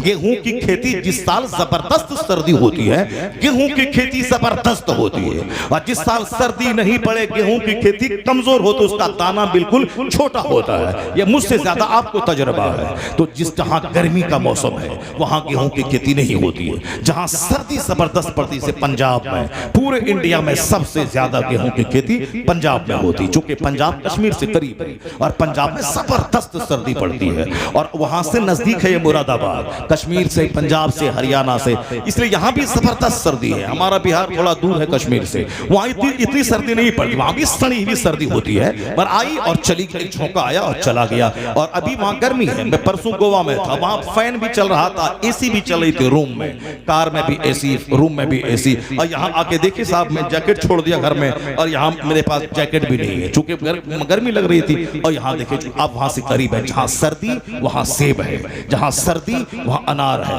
अलबत्ता जहां खूब गर्मी हो वहां संतरा की खेती होती है। संतरा की खेती होती है कहां पे? नागपुर में, चूंकि वहां गर्मी होती है। कपास की खेती होती है कहां पे? गुजरात और महाराष्ट्र में, चूंकि वहां का माहौल क्लाइमेट गर्म होता है। आम की खेती होती है कहां? वो समंदर बंगाल की खाड़ी के किनारे ज्यादा, बंगाल में, आंध्र प्रदेश में मछली की उपज ज्यादा होती है, आंध्र प्रदेश में धान की खेती होती है, आंध्रा में, तेलंगाना में, बाजू में उड़ीसा है, बंगाल है, वो ज्यादा पूरे हिंदुस्तान की आधी खेती उस इलाके में होती। अब तो आप समझ गए होंगे, मैं कोई काश्तकार फार्मर नहीं हूं कि मैं सब खेती की तफसील आपके सामने मैं रखूं। एक बात मैंने बता दी, चूंकि मुझको एक बड़ी बात समझाना है, इसीलिए मैंने उस बात को समझाने के लिए मैंने ये एक छोटी सी मिसाल पेश की है। जैसी जमीन वैसी फसल, जैसी जमीन वैसी फसल, जैसा दरख्त वैसा फल, और हर दरख्त से हर फल नहीं निकलता, और हर जमीन से हर तरह की फसल पैदा नहीं होती है। जब ये बात समझ गए तो अब मैं आपसे कहता हूं, ये आज जो हमारा समाज लुच्चों से भर रहा है, डकैतों से भर रहा है, चोरों से भर रहा है, गुटखा खोरों से भर रहा है, सिगरेट और बीड़ी पीने वालों से भर रहा है, आलिमों और माँ बाप के एहतराम न करने वालों से भर रहा है, फिल्म साजों से भर रहा है, साथ इश्क बाजी करने वालों से भर रहा है, हराम खोरों से भर रहा है, डकैतों से भर रहा है। कभी गौर किया आपने कि आखिर ऐसा क्यों हो रहा है? अब बच्चा हो गया शरीर शराबी पापी, आए हजरत तावीज दीजिए। ऐसा होगा कि आम का पेड़ हो, तावीज लगाते हैं वहां से सेब निकल जाए? नहीं होगा। जैसी जमीन वैसी फसल, जैसा दरख्त वैसा फल। जब ये बात समझ गए तो माँ का पेट जमीन है, अब बाप उसमें बीज डालने वाला है। अगर बीज खराब हो तो फसल खराब होगी, अगर जमीन खराब है फसल खराब होगी। तो हर पेट से कुतुब पैदा नहीं होता, हर जमीन से धान पैदा नहीं होता, हर जमीन से सेब पैदा नहीं होता। तो कुतुब पैदा होने के लिए वही जमीन चाहिए, कुतुबियत वाली जमीन चाहिए, और चोर और लफंगा पैदा होने के लिए वैसी जमीन चाहिए। अब जमीन जब हो फातिमा ज़हरा जैसी, और उस पर बीज डालने वाला हो मौला अली, जमीन हूँ फातिमा और अब और बीज डालने वाला हूँ अली, तब अल्लाह बेटा शहीदों का सरदार हसन और हुसैन अता करता है। नारे तकबीर, नारे रिसालत, नारे गौसियत, मसलके आला हजरत। नहीं सुना आपने सुना होगा, सुनते ही हमेशा गौर नहीं करते कि इस वाकया के पेट से नसीहत क्या मिलती है, यहाँ से नसीहत क्या मिलती है, नहीं गौर करते हैं। सिर्फ गौसे पाक का लंगर खाया, गौसे पाक का तोशा खाया, गौसे पाक की नियाज खाई, बस हो गए हम सुन्नी हैं और कादरी हैं। कैसा था वो मेरा गौस? आप सुने होंगे जिनका बाप रात भर नमाज पढ़ता था, जिनका बाप दिन में जिहाद करता था, जिनका बाप एक बार खिलाफे तकवा एक काम हो गया, नदी पे बहता हुआ फल खा लिया, दिमाग में आया अगर क़यामत में सवाल हुआ मैं क्या जवाब दूंगा, चलो दुनिया में उससे माफी मांग ले। माफी मांगने गया, वो समझ गया कि जरूर इसकी पेशानी में नूरे विलायत चमक रहा है। कहा बेटा 10 साल नौकरी करनी पड़ेगी। नहीं बोला कि जुर्म छोटा सा था, अब वह शरीयत की रोशनी में जुर्म ही नहीं है, वो तो तसव्वुफ और सुलूक की रोशनी में वह एहतियात और तकवा के खिलाफ वो काम है। वरना नदी की सतह पे कोई फल गिर के आ रहा हो, हालत इस्तरार में हो उसको खा ले तो कोई जुर्म नहीं है, लेकिन चूंकि तकवा और एहतियात और सुलूक और तसर्रुफ की निगाह में यह जुर्म है। उसका दाग धोने के लिए गए, पता लगाया, देखा बाग है, दरख्त है, टहनी झुकी है, उसी का फल गिर रहा है, सोचा इसी का फल होगा। मालिक के पास गया, मैं मुजरिम हूँ। कहा क्या जुर्म? का फल खाया हो। कहा कि 10 साल नौकरी करनी पड़ेगी। अगर कोई रहता कहता छोटा सा जुर्म, 10 साल की लंबी नौकरी, रखो माफी अपने पास, मैं जा रहा हूं। लेकिन उसके दिमाग में एक बात हमेशा चलती थी कि दुनिया में जुर्म हुआ है, इस दुनिया ही में धुल जाए, दुनिया ही में यह दाग धुल जाए, ताकि अल्लाह के सामने मैं बेदाग होके जाऊं। वहां का हिसाब देना बड़ा मुश्किल है, यहाँ की मुसीबत आसान है सह लेना। क़यामत के दिन 1 मिनट की तकलीफ ऐसी होगी कि दुनिया का 1000 साल में आदमी के बदन को कुल्हाड़ी से काट दिया जाए। इस शिद्दत जहन्नम की 1 मिनट की शिद्दत के सामने ये तकलीफ कोई माना नहीं रखती। असल शिद्दत तकलीफ वहां की, असल मुसीबत वहां की। जो अल्लाह वाले हैं उसके दिमाग में हमेशा जन्नत रहती है, उनके दिमाग में हमेशा जहन्नम रहता है, उनके दिमाग में दुनिया का मुकाबला नहीं रहता, उनके दिमाग में नेकी का मुकाबला है। वह तहज्जुद पढ़ा है तो मुझे चाश्त भी पढ़ना है, वह चाश्त पढ़ता है मुझे इशराक भी पढ़ना है, वह इशराक पढ़ता है मुझे अवाबीन भी पढ़नी है, वह अवाबीन पढ़ता है मुझे 100 रकात नमाज नफल अलग से पढ़ना है। ये मुकाबला है नेक लोगों का।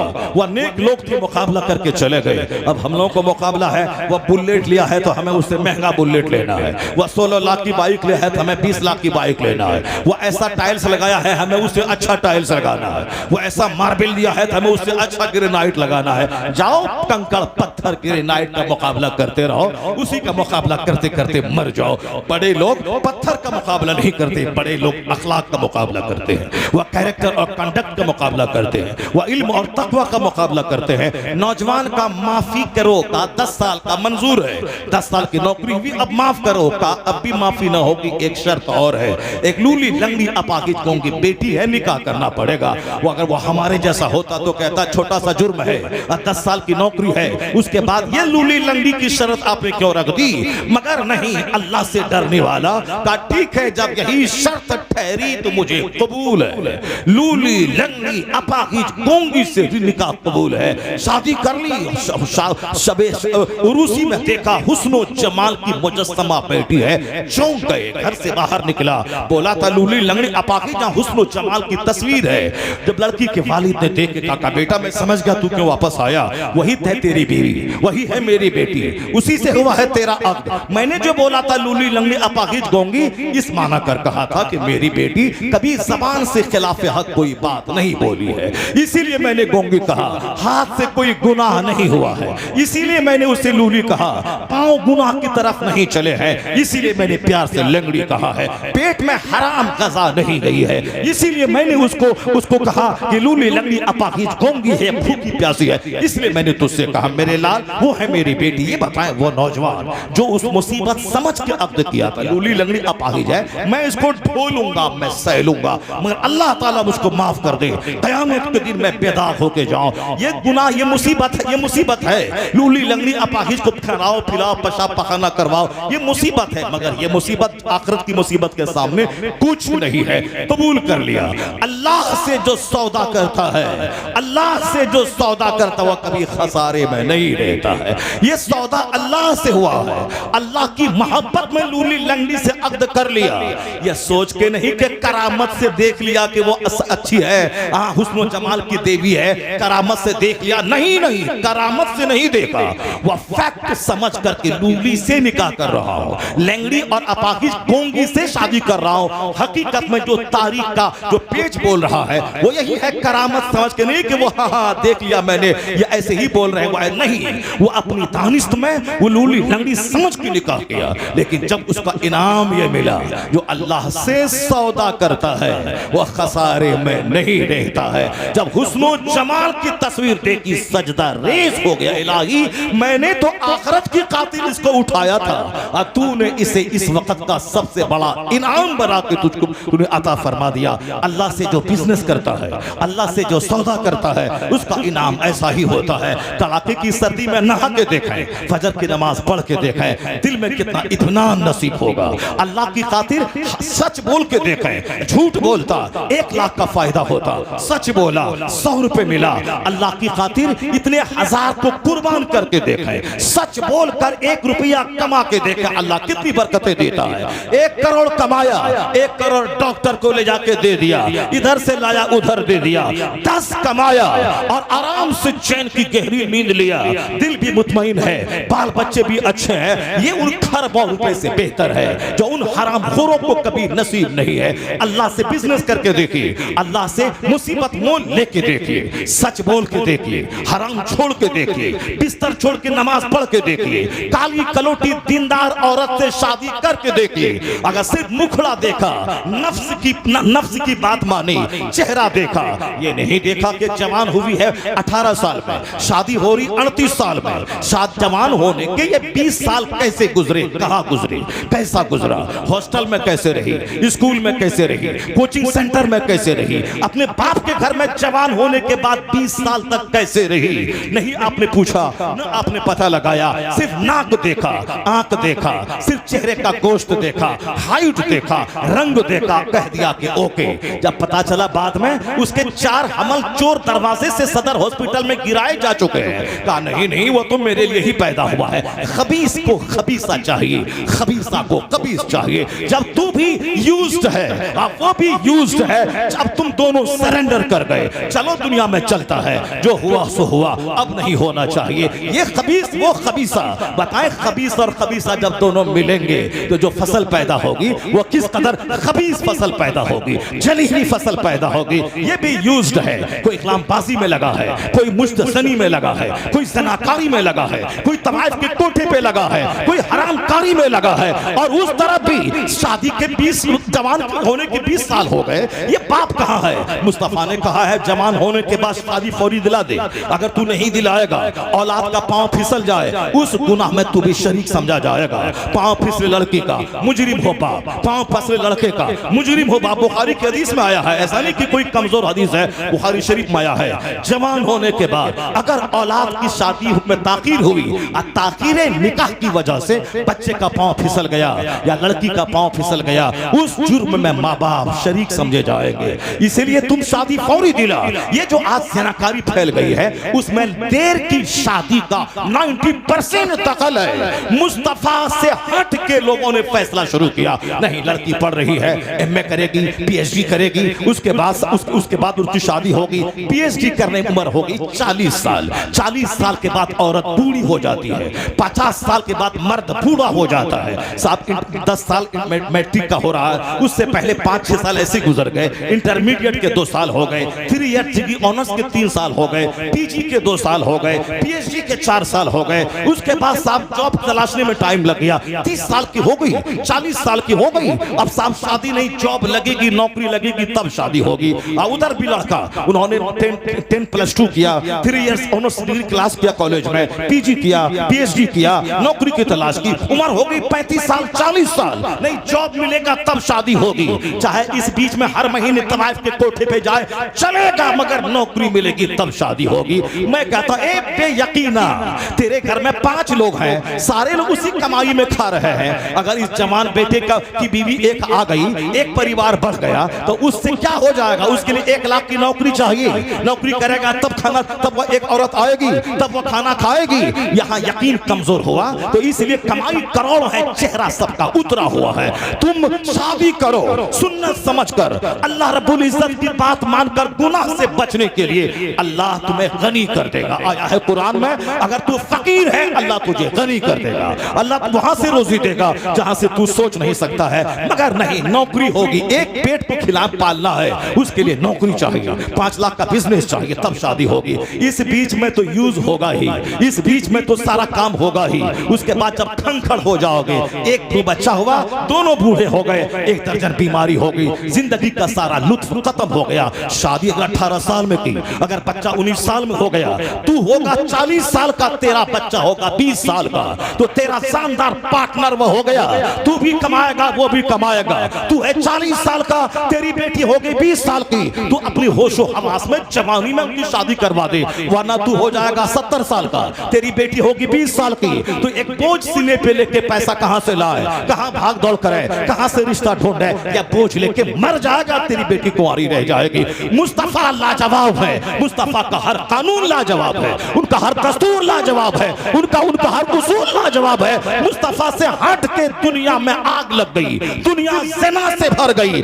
एक रास्ता है, नबी ने जो कहा है, वक्त पे शादी, अगर इस उसूल पे अमल करेगा 90% ज़िनाकारी का खात्मा हो जाएगा, पाकीज़गी का माहौल पैदा हो जाएगा। नारे तकबीर, नारे खिलाफे पैगंबर का से रह गुज़ीर कि हरगिज़ पवनसिल न ख़ाहद रसील। मुस्तफ़ा से हट के जो जिएगा नहीं होगा समाज का कल्याण, नहीं होगा समाज का भला। ये जो नाचता कूदता है, मुशरिकों की क्या बात करना है, यहूदियों की क्या बात करना है, नसरानियों की क्या बात करना है, जिसके पास न जीने का उसूल है, जिसके पास न मरने का उसूल है। वहां तो साहब एक भाई शादी करता है, अब 5 भाई मिल करके उसी से फायदा उठाता है। इन खलीसों, इन खसीसों, इन रसीलों की कोई औकात है क्या? उससे क्या डरने का, उससे क्या बात करने का? यहाँ मोमिन है जिसे देखना है क्या हराम है, क्या हलाल है, क्या राइट है, क्या रॉन्ग है, क्या बेनिफिशियल है, क्या हार्मफुल है, क्या लाभदायक है, क्या हानिकारक है, क्या गुड है, क्या बैड है, क्या राइट है, क्या रॉन्ग है। इसलिए मुस्तफा ने कहा दुनिया सिजनुल मोमिन व जन्नतुल काफिर। This world is prison for believer, paradise for disbeliever. यह दुनिया मोमिन के लिए कैद खाना है। कैद खाने में आदमी आजादी से नहीं घूमता है, इधर दीवार, उधर दीवार, इधर दीवार। इसीलिए हुजूर ने कहा दुनिया मोमिन के लिए कैद खाना है। इधर हराम की दीवार है, इधर नाजायज की दीवार है, इधर मकरूहात की दीवार है, इधर हलाल की दीवार है। तो हलाल चुनना है, हराम को अवॉइड करना है, हराम को छोड़ना है। तो हर चीज खा नहीं सकता आदमी।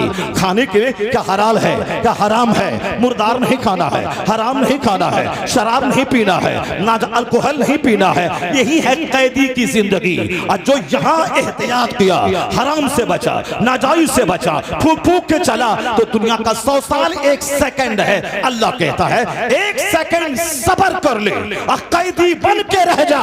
जहां कैद से छूटेगा खरबों साल की जन्नत अल्लाह तुझ पर कुर्बान कर देगा। खरबों साल की जन्नत अल्लाह तुझको दे देगा। 100 साल 1 मिनट सब्र कर ले। यहाँ सब्र हो नहीं रहा है। लोग किस्सा कहानी लेके बैठे हैं, लोग साहब हिंदुस्तान पाकिस्तान लेके बैठे हैं, अमेरिका जापान लेके बैठे हैं, बांग्लादेश इंडोनेशिया लेके बैठे हैं। आखिरत लेके कोई नहीं बैठा है, जन्नत लेके कोई नहीं बैठा है, मुस्तफा की सुन्नत लेके कोई नहीं बैठा है। अब बताएं, जब उसने अल्लाह से सौदा किया है तो अल्लाह तबारक व तआला ने उसे दुनिया की में इतना बड़ा फायदा दिया कि हुस्नो जमाल की मुजस्समा सामने है। सजदे शुक्र में नौजवान डूब गया होगा, मालिक मैंने तो तेरी मोहब्बत में इस लूली लंगड़ी को इख्तियार किया था और तूने तो इसे हुस्नो जमाल की तस्वीर बना के दे दिया। इलाही तेरा करोड़ों एहसान। जब लड़का इतना अल्लाह से डरने वाला कि 10 साल नौकरी करे, लूली लंगड़ी से शादी को तैयार हो जाए, और लड़की इतनी कि आंख ने गुनाह नहीं देखा है, जबान ने गुनाह नहीं किया है, कान ने गुनाह नहीं किया। मेरी माँ बहन बेटी, ये कान में वायर ठूस के दिन के 24 घंटों में 10 घंटे गाना सुनना, मेरी माँ बहन बेटी ये इस आंखों में 24 घंटे व्हाट्सएप मोबाइल पे गंदी गंदी तस्वीरें देखना, आंख तो हो गई जख्मी, कान तो हो गया जख्मी, जबान पे गाने गाना, जबान तो हो गई जख्मी। प्यार मोहब्बत के नाम पे तो 10 घंटे तक फोन पे चिपका रहना, जिससे शादी की बात चल रही है, जिससे मंगनी हो गई है, अभी भी वो तेरे लिए अजनबी है। शादी के बाद वो तेरा शौहर है, शादी के बाद वो तेरी बीवी है, शादी निकाह से पहले वो अजनबिया है। अजनबिया से बातें करना मजे ले लेकर ये जबान का गुनाह है। अगर बातें करना ये जबान का ज़िना है। वो खतरनाक बातें सुनना कान का ज़िना है। और होटल में बैठ के एक साथ खाना निकाह से पहले ये साफ आंखें देखना, हाथ देखना, अगर शैतान ने मुदाखलत की और पांव फिसल गया तो दोनों हो गए यूज, ये ज़िना है। और फिर बाद में निकाह भी कर ले, लेकिन निकाह करने के बाद तो तुम, चूंकि तू भी ज़ानी है, वो भी ज़ानिया है, दोनों जख्मी है। अगरचे निकाह कर लिया, अब ज़िना नहीं होगा, अब प्योर काम है। लेकिन पहले जो ज़िना हो गया उसका खमियाजा कौन भुगतेगा? पहले जो हो गया उसका खमियाजा कौन भुगतेगा? तू भी यूज्ड है, वो भी यूज्ड है। अब बच्चा महा यूज्ड पैदा होगा, बच्चे के बदन में जज्बात का तूफान होगा, वो महापापी, महाशराबी, महाज़िनाकार, महाबदतमीज पैदा होगा। देख देख नजारा मां लाजवाब है, न जबान ने कता की, न हाथ ने कता की, न पाँव ने गुनाह किया, न पेट ने गुनाह किया, न कान ने गुनाह किया, गुनाहों से सेफ, उधर नौजवान भी गुनाहों से सेफ। वह दोनों जब मिलकर इज़्दिवाजी जिंदगी गुजारने लगे, रहने लगे मियाँ बीवी की तरह, उन दोनों के मिलन के बाद जो अल्लाह ने फसल दिया है, जो अल्लाह ने फल दिया है, उस दरख्त से वह फल कौन था? क़यामत तक के वलियों का सरदार अब्दुल कादिर जिलानी की शक्ल में वह फसल पैदा होती है, वह फल पैदा होता है। जिस तरह की जमीन होगी वैसी फसल पैदा होगी, जैसा दरख्त होगा वैसा फल पैदा होगा। यही कानून है। बाप सैयद गयासुद्दीन है, मुसीबत के मारे है, एक बाग है उससे खा पी रहे हैं पर हराम को टच नहीं कर रहे हैं। अगर मैं सोने का घर भी संभल में बना लिया तो सोने का घर में हमेशा तो रहेंगे नहीं। उम्र 70 साल 80 साल 90 साल मरना तो है ही। ये बर्क साहब हैं, उम्र इनकी 100 के करीब हो रही है, रहे MP बनकर, लेकिन अब वो जाने के कगार पे हैं, चले जाएंगे। अल्लाह उसे ईमान की हालत में मौत दे। हिंदुस्तान का दबंग लीडर है, हक बोलने वाला, 95 साल की उम्र में भी 18 साल के जवान के लिए एक मॉडल है, हक बोलने वाला। तो हक बोलने वाला जो बोलता है ऐसा कदा नहीं मानेंगे, हम उस दिन हम नमाज पढ़ेंगे, हम तुम चाहे टंका बजाओ नाचो कूदो मगर हम नमाज पढ़ेंगे, हम नहीं मानेंगे इस फैसले को। अरे बोल तो दिया। हक बोलता वही जो बहादुर होता है। ये 90 साल का आदमी, ये तो बहादुर बोला। और वो जो लंबी टोपी लगा के लुचवा जो वहां चला गया था, वहां लुचवा सारे हिंदुस्तान वालों की निगाहों में जो गिर गया, वो लुचवा का क्या होगा, वो लफंगा का क्या होगा। और ये है हमारा शेर 90 साल की उम्र में बोला नहीं बोलेंगे, नमाज पढ़ेंगे, अल्लाह से दुआ करेंगे, मेरा अल्लाह दुआ कबूल करेगा। वो अल्लाह फकीर को भी बादशाह बना देता है, अब बादशाह को भी फकीर बना देता है। ये दुनिया क्या है, अल्लाह जब चाहेगा जिस वक्त चाहेगा सब कुछ हो जाएगा, फिर सजदा होगा, फिर अजान होगी, सब होगा। हक बोला क्या करेगा, जेल में डालेगा, और क्या करेगा इसके अलावा तेरे पास है क्या, जेल में डालेगा। पर हक तो बोला। सलाम करता हूं उसकी बहादुरी को, मैं उसके जज्बात को मैं सलाम करता हूं जिन्होंने ऐसा बोला तो सही कि हम नमाज पढ़ेंगे, हम अल्लाह से दुआ करेंगे। अभी तेरे हाथ में पावर है, तेरे हाथ में ताकत है, तेरे हाथ में जज है, तेरे हाथ में कोर्ट है, और तू फैसला ले ले। हमारे पास हम मजबूर हैं, हमारे पास नहीं है तो चलो तुम कुछ करो जो तुम जानो। हम उस रब से लौ लगाए हैं जो अल्लाह आंधी को बदल देता है, जो अल्लाह मौसम बदल देता है, फकीर को बादशाह बना देता है, जो अल्लाह सैलाब से इलाके को तबाह कर देता है, फिर इलाके को नई आबादी अता कर देता है। मेरा खुदा वही है जो फिरौन को 400 साल की सल्तनत देना भी जानता है और फिरौन को दरिया में डुबा के उसे मारना भी जानता है। नारे तकबीर, नारे रिसालत, नारे गौसियत, मसलके आला हजरत, फैजान आला हजरत हजरत अल्लामा शहरियार रज़ा साहिब क़िबला, जश्न दस्तार बंदी। एक कौम मुस्लिम ईमान की रस्सी को मजबूती से थामे रखना। दुनिया में अगर लुच्चागिरी भी करेगा, उसका तलवा भी चाटेगा, तो सब दिन जिंदा नहीं रह पाओगे। मर के अल्लाह को मुंह दिखाना है, अच्छा खरबों साल रहना है, मरना तो है ही। अगर दीन के नाम पे अगर मर गए, अगर किसी ने तकलीफ दिया, मैं दाढ़ी हूँ, दाढ़ी मेरे पास है, कोई मार रहा है, मैं मुस्लिम हूँ, कोई मुझे तकलीफ दे रहा है, इतना तो कहेगा अल्लाह के सामने, इलाही मैं तुझ पर ईमान लाता था, मैं सताया गया हूँ, मैं कलमा पढ़ता था, मैं सताया गया हूँ, मैं नमाज पढ़ता था, मैं मारा गया हूँ, तेरे लिए मारा गया हूँ। फिर जन्नत का मालिक खुदा अगर मुस्तफा की शफाअत से तुझे बख्श दे 50 खरब गुनाह एक तरफ, एक तमाचा खाना एक तरफ, अल्लाह जिसे चाहता है माफ कर देता है। तो ये सस्ता सौदा है अपने गुनाहों की माफी का, करोड़ों गुनाहों की माफी का। गर्दन कटी, करोड़ों गुनाह कट गया, सब माफ किया। वो चाहे 1000 दुआ करो, सबके नसीब में शहादत नहीं है, सबके नसीब में गर्दन कटाना नहीं है, सबके नसीब में मदीना में मौत नहीं है, सबके नसीब में काबा के अंदर मौत नहीं है, सबके नसीब में तवाफ करते हुए मरना नहीं है, सबके नसीब में अरफात के मैदान मिना मुजदलफा में मरना नहीं है, सबके नसीब में बगदादी मोहल्ला में मरना नहीं है, सबके नसीब में रोज़े रसूल के सामने मरना नहीं है, बकी में दफन होना नहीं है। उसी तरह सबके नसीब में शहादत नहीं है। सबके नसीब में, जिसके नसीब में शहादत है वो काबिले रश्क है, वह नमूना है, वह यूनिक पर्सनालिटी का मालिक है। इसलिए वो दिन का इंतजार कर, आराम से खा पी के मत मर, अल्लाह की खातिर गाली सुन के मर, अल्लाह की खातिर मुसीबत उठा के मर, अल्लाह की खातिर तमाचा खा के मर, अल्लाह की खातिर शहादत की मौत मर। शहीद हुआ, गर्दन कटी, गुनाहों की जड़ें कटी, सीधे जन्नत जन्नत में दाखिल हो गया। अल्लाह तबारक व तआला हम सबों को शहादत की आला मौत अता फरमाए। ईमान अगर पुख्ता रहेगा तो फिर मुनाफिकत नहीं आएगी, सदाकत वहाँ पैदा होगी। वह हलाल खाता था, गरीबी में रहता था, मगर कभी वह हराम को टच नहीं करता था। एक छोटा सा बाग है, उसी की जो आमदनी है उसी में रहा, उसी को खाया पिया। माँ ऐसी लाजवाब है, नमाज़े पंजगाना भी है, फिर रात में 12 बजे के बाद बैठ जाना है और नमाज़े तहज्जुद पढ़ना है, कलमा शरीफ पढ़ना है। माँ रात भर मुसल्ले पे, और बाप हलाल खोर, नेक परहेजगार, 5 वक्त का नमाजी और नफल इबादत करने वाला। माँ लाजवाब है। माँ रात के 12 बजे उठती थी, ईशा पढ़ने के बाद थोड़ी सोई, फिर उसके बाद उठ गई और 12 से लेकर फजर तक मुसल्ले पे रह करके अल्लाह अल्लाह करती थी। वो कहती है जब मैं हामिला थी तो हमारे पेट से तहज्जुद के वक्त में कलमा पढ़ने की आवाज आती थी, अल्लाह समद। चूंकि वो खुद कलमा पढ़ने की आदि, बरस से कलमा पढ़ने वाली, तब अल्लाह ने ऐसा बच्चा उसके पेट में दिया कि जो पेट में कलमा पढ़ता था और माँ उसके कलमे को सुनती थी।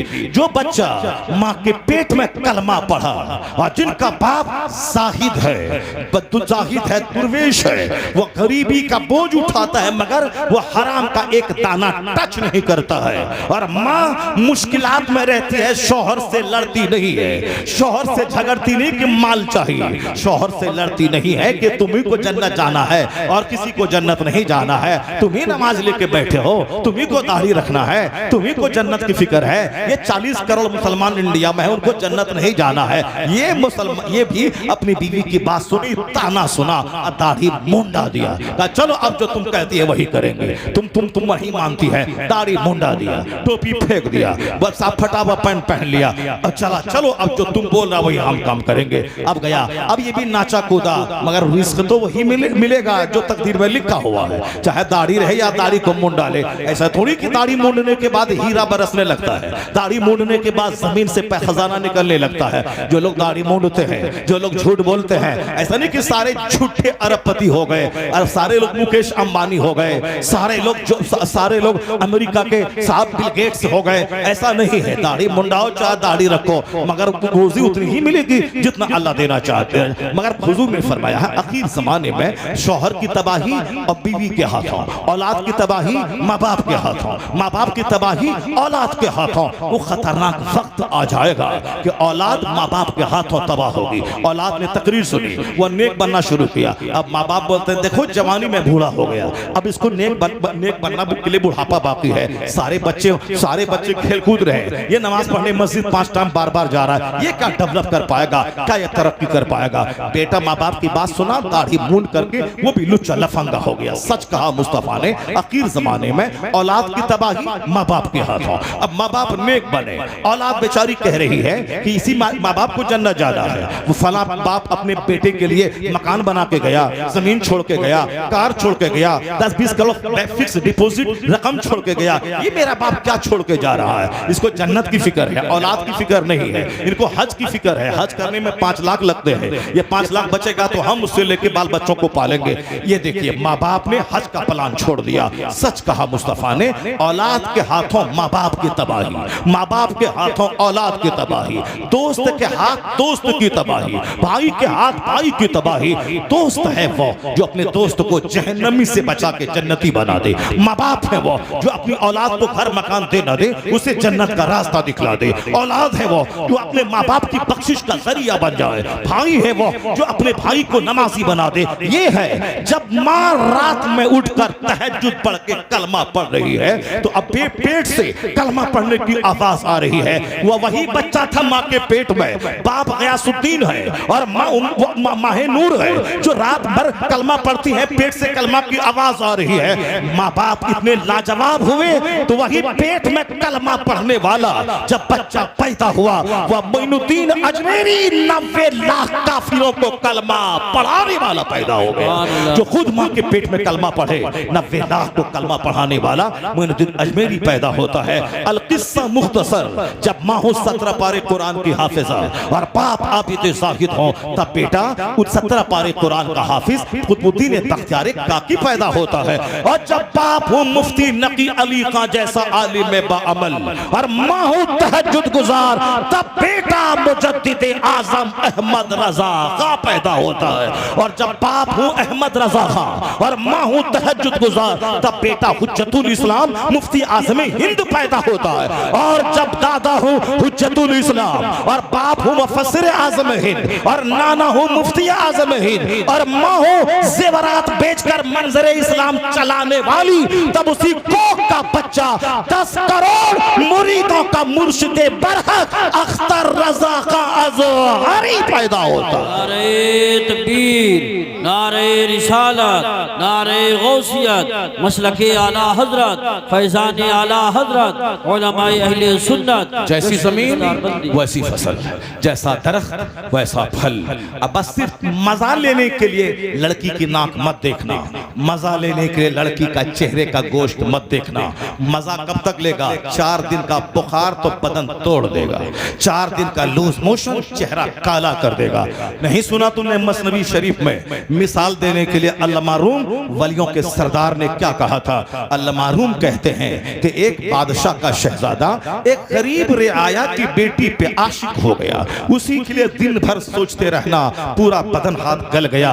बादशाह नेक था, उसने सोचा ये मेरा शहजादा उस गरीब रियाया की बेटी पे फरेफ्ता हो गया है, कैसे इसको रोका जाए? वजीर ने कहा कि बादशाह सलामत, आप मुतमईन रहें, मैं उसे रोक दूंगा। उनको आपको बेइज्जती का डर है कि मैं बादशाह हूं, वह नेक आदमी है। बेटा उसका किसी तरह से नजर पड़ गई, एक वजीर की बेटी, सिपाही की खूबसूरत बेटी पे नजर पड़ गई, उससे उन्होंने इश्क लड़ाना शुरू कर दिया। उसकी एक तरफा इश्क हो गया, खूबसूरत थी, दिल ही में क्या वो उससे हम शादी करेंगे। मेरा बादशाह, मेरा दादा बादशाह, मेरा खानदान बादशाहत का एक मामूली आदमी की बेटी से कैसे शादी करें? दिमाग में ठान लिया, उसी फिक्र में खुलता चला गया।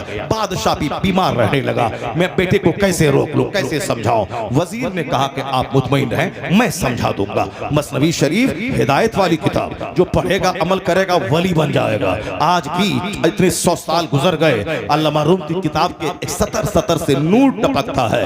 आदमी की जिंदगी में रोशनी से प्रेरणा मिलती है। कहते हैं कि बादशाह के वजीर ने कहा मैं ठीक कर दूंगा। तो बादशाह के वजीर ने उस गरीब आदमी जिसकी बेटी पे उसका शहजादा आशिक था, उसको खाने की दावत दी कि बादशाह के बादशाही महल में खाने की दावत है और खाते वक्त अपनी बेटी को भी ले आना, उसकी भी दावत है। चुनांचे उनको दावत दिया, वक्त पे उनको आना है, बाप को भी आना है, साथ में बेटी को भी आना है। और शाही महल में एक रूम उसको दे दिया गया, यही तुम अपनी बेटी के साथ यहीं पर दावत है, शाही दस्तरखान बिछेगा, वहां खाना खाना है। शहजादे को कान में कहा कि जिससे तू इश्क करता है उस माशूका को मैंने बुलाया है, उस माशूका को बुलाया है। बादशाह का लड़का उछल गया, कूद गया कि मेरी तमन्ना अब पूरी होने वाली है। कहा ठीक है, दस्तरखान पे आ जाना, मैंने तुझे तेरी माशूका को दावत दी है, उससे तुझको मिलवाना है। ये खुश हो गया, मस्त हो गया, उधर दावत दी, उधर बाप भी आया, उसकी बेटी भी आई। उसके खाने में इन्होंने जमाल गोटा कुछ जड़ी मिला दिया। खाना था उस लड़की का कि खाने के बाद लड़की का लूज मोशन शुरू हो गया। एक आदमी को लगा दिया था, एक खातून को, ये जितना भी लूज मोशन उस हालत हो कि लूज मोशन ऐसा हुआ कि वह सूख के कांटा बन गई, चेहरा पूरा। और वहां हाथी, घोड़ा, बंदर, चुचंदर सब जमा किया, क्योंकि बड़े लोगों को शौक पैदा होता है जानवर के पालने का। मैं भी 2 साल पहले दुबई गया था, तो किसी ने कहा ये जो जंगल नजर आ रहा है ये शाही महल इसके अंदर में है, और इतना बड़ा जंगल है, इसमें बंदर, हाथी, सांप, गाय, बैल, सारा जानवर मौजूद है। चूंकि बादशाह दुबई को जानवरों का बड़ा शौक है, जैसे क्रिश्चियनों को कुत्ता पालने का शौक है, उसी तरह दुबई के इस शाह को जानवरों के पालने का शौक है। वो सबके पालने के नौकर गुलाम है और वो घूमता है कभी कभी। यही शौक उस राजस्थान के उस छोटे नवाब को भी था। उन्होंने बाउंड्री वॉल करवाया, बीच में तालाब खुदवाया, उसमें स्विमिंग पूल बनाया, हाथी घोड़ा लाया, कार भी खरीदा, चूंकि इसी जमाने की बात है, कार भी है, हाथी घोड़े भी हैं, और चारों तरफ कई एकड़ जमीन में बाउंड्री वॉल है। और अब सोचा कि सब कुछ है, पर लड़की अगर काली कलोटी आ गई, ये सारे महल का हुस्न खत्म हो जाएगा। इसलिए सोच समझकर खूबसूरत परी लाई जाएगी, जिसको देखो तो कलेजा ठंडा हो जाए, ताकि मकान का हुस्न, बीवी का हुस्न, जिंदगी में मजा मिल जाए, खूब इंजॉय करो। और कितनी दौलत मैंने कमाया है, इंजॉय हो जाए। तो इंजॉय अल्लाह ने जन्नत में रखा है, ये दुनिया में इंजॉय है ही नहीं। बेटा अच्छा है तो दामाद खराब है, दामाद अच्छा है तो बेटी बीमार है, बेटी बीमार है तो अपने बीमार है, दौलत है तो सेहत नहीं है, सेहत है तो दौलत नहीं है, दौलत और सेहत है तो बीवी चोड़ेल और भूतनी मिल गई है, और बीवी अच्छी है तो बच्चे अफाइज पोलियोग्रस्त हो गए हैं, बीवी बच्चा सब सही है तो पड़ोसी दुश्मन हासिद और जलने वाला दुश्मन मिल गया है। पड़ोस दामाद अच्छा मिला तो समधी पक्का बेईमान मिल गया है। समधी अच्छे हैं तो दामाद बेटी को गाली देने वाला मिल गया है। सब कुछ ठीक हाथ, रिश्तेदार चिढ़ने वाले कोई आ ही नहीं रहा है। 1 खरब का घर है, कोई रिश्तेदार नहीं आ रहा है। सोफा है 10 लाख का, कोई बैठने वाला नहीं है। यानी दुनिया में कहाँ है इंजॉय? इंजॉय तो वो है कि सेहत भी रहे, दौलत भी रहे, हुस्न भी रहे, इज्जत भी रहे, पड़ोसी भी अच्छे रहे, बीमारी भी ना हो, पाखाना पेशाब भी ना हो, बदन में खुजली भी ना हो, आंख की बीनाई भी ना घटे, वहां इंजॉय है। ये क्या है कि दौलत है, अब पेट में रोटी पची नहीं रही है, अब ये सत्तू खा के जी रहा है। ये दौलत किस काम का? इसलिए दुनिया में अल्लाह ने सुख रखा ही नहीं है। वो तो जन्नत है जहां सोने चांदी की ईंटों से बना हुआ मकान है, जहां हीरे जवाहिरात की जमीन है, जहां मुश्क और कस्तूरी के गारे से ईंट को जोड़ा गया है। हद्दे निगाह तक जन्नती का अपना मकान है। जन्नती की उम्र 30 साल की होगी, उसमें कोई ना दाढ़ी का बाल है, ना वहां बदबू है, ना वहां पेशाब है, ना वहां पाखाना है,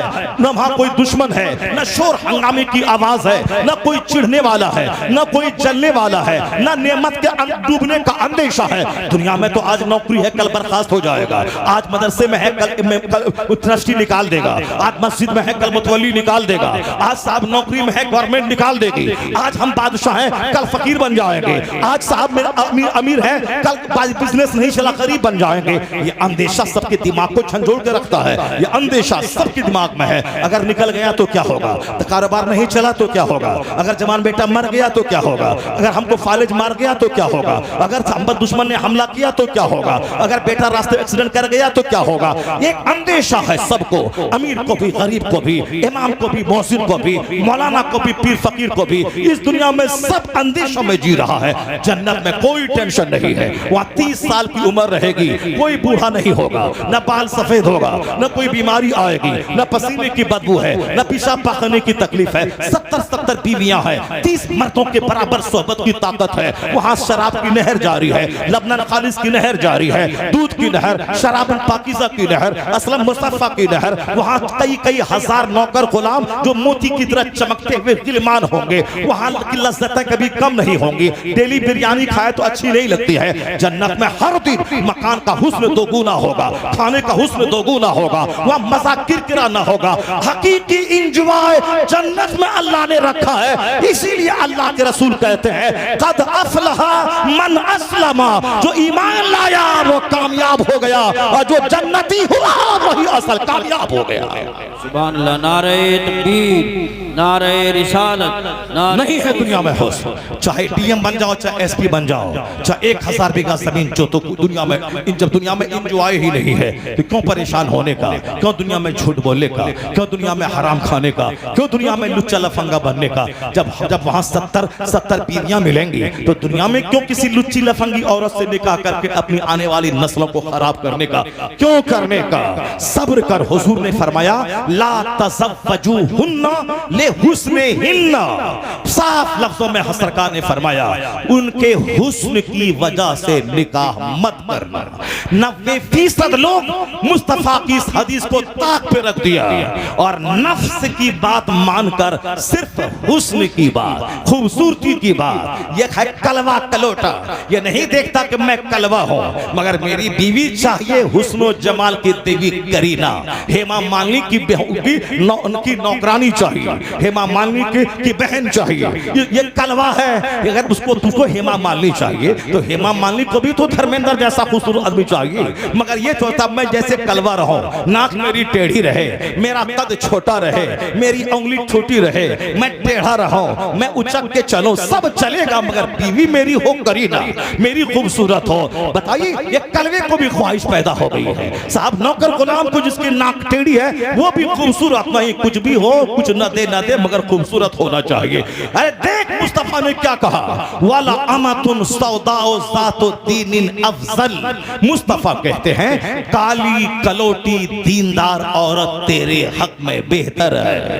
काली कलोटी दीनदार औरत तेरे हक में बेहतर है। ये नौजवान बोला, नहीं हुजूर ने कह दिया, ठीक है सरकार की बात सच्ची है, मगर मुझको खूबसूरत चाहिए। ठीक है बेटा, खूबसूरत चाहिए। खूबसूरत करके लाया। 4 दिन वो उसकी बीवी रही, 2-4 महीने महीने के बाद इनका छोटा भाई इससे ज्यादा खूबसूरत था, नाक लंबी थी, आंख बड़ी थी, एट्रैक्टिव पर्सनालिटी थी, हैंडसम था, स्मार्ट था। चूंकि वो भी हैंडसम है, स्मार्ट है, खूबसूरत है, उनका दिल उसके छोटे भाई पे चला गया। अब बोलती है तुम मेरा शौहर हो, दिल्ली जाओ, कमा के लाओ, कार चाहिए, मकान चाहिए। गया वह कमाने के लिए, कहा कि अब मैं साल लग गया, अब मैं घर आ रहा हूँ। कहा नहीं, यहाँ तेरा सारा काम चल रहा है, सब मजे में है, खेती बाड़ी हो रही है, दुकान चल रहा है, सब मजे में है, सारा काम चल रहा है, तुम वहीं रहो। 5 साल के बाद आना, एक शानदार सा घर बनाएंगे, शानदार सा बाग खरीदेंगे, शानदार सा महल बनाएंगे, शानदार सा स्विमिंग पूल बनाएंगे, उसमें हाथी घोड़ा होगा, खूब घूमेंगे, जिंदगी का एंजॉय करेंगे। अब ये वहां 4 साल कमा रहा है, फौजी फौज में है, यहाँ पड़ोसी मौज में है, सारा काम चल रहा है। अब जब वो कलवा वहां से आया है दिल्ली से, अब जब यहाँ देखा, अरे ये क्या हो गया, बीवी मेरी लूट गई, मेरा घर तबाह हो गया, मेरी बीवी लूट गई, ये क्या हो गया। अब बोल, तूने मुस्तफा की बात नहीं मानी थी ना, तुमने गोरी से शादी किया था ना, अब अगर घर लूट गया इसका जिम्मेदार तुम है। जो भी मुस्तफा की मुखालफत करेगा तबाही तय है, बर्बादी तय है, जिल्लत तय है, खिलाफे पैगंबर कसे रह गुज़ीर के हरगिज़ बमंज़िल लक़ाद रसीद। मुस्तफा के खिलाफ चलेगा कभी मंजिले मकसूद पर नहीं पहुंच पाएगा। सुभान अल्लाह। अल्लाह ने सारी जिंदगी का लुत्फ मुस्तफा की गुलामी में रख दिया है।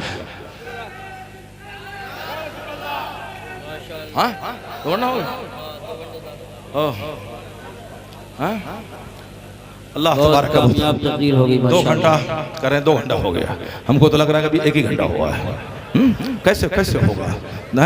अल्लाह तबारक व तआला हमको आपको सबों को दीन सीखने और दीन सुनने और दीन पर अमल की तौफीक अता फरमाए। बातें बहुत सारी कंप्यूटर में हैं, लेकिन चूंकि मोहम्मद अली भाई को बात भी करनी है, इसलिए इस तरह की बेशुमार बातें हैं, मगर जो मैं कह चुका हूँ बहुत नसीहत का एक मजमुआ पहुंच गया। सिर्फ अमल की ज़रूरत है, सिर्फ अमल की ज़रूरत है, सिर्फ अमल की ज़रूरत है। जो आयत में पढ़ना चाहता था, अगर मैं उस आयत को मैं अभी टच करूंगा तो उसमें कम से कम आधा घंटा लग जाएगा। और जो हदीस में पढ़ना चाहता था, जो हालांकि बहुत सारी हदीसें मैं पढ़ दिया हूँ, लेकिन जो पढ़ना चाहता था उसमें आधा घंटा लगेगा। इसलिए वो इंशाअल्लाह अगले साल अल्लाह ने चाहा तो वो आयत भी पढ़ूंगा और फिर पढ़ूंगा। आज सिर्फ इतना रख लें कि नर्वस होने की कोई ज़रूरत नहीं है।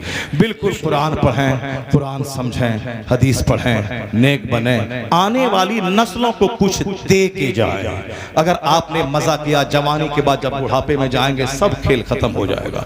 इसलिए जब बूढ़ा होना ही है, ये मजा किरकिरा होना ही है, क्यों नहीं आने वाली नस्लों पे नजर रख के शादी की जाए। हुस्न का जलवा 5 साल रहता है, और वो भी जब लड़ाई झगड़ा शुरू हुआ सारा नशा उतर जाता है। आने वाली नस्ल, मेरा बच्चा जोकर ना हो, मेरा बच्चा लोफर ना हो, मैं मर भी जाऊं तो मेरा बच्चा कब्र पे जाके कुरान पढ़ने वाला हो जाए। हर नमाज के बाद बोले अल्लाह मगफिरली व लिवालिदैया। काबा जाए कहे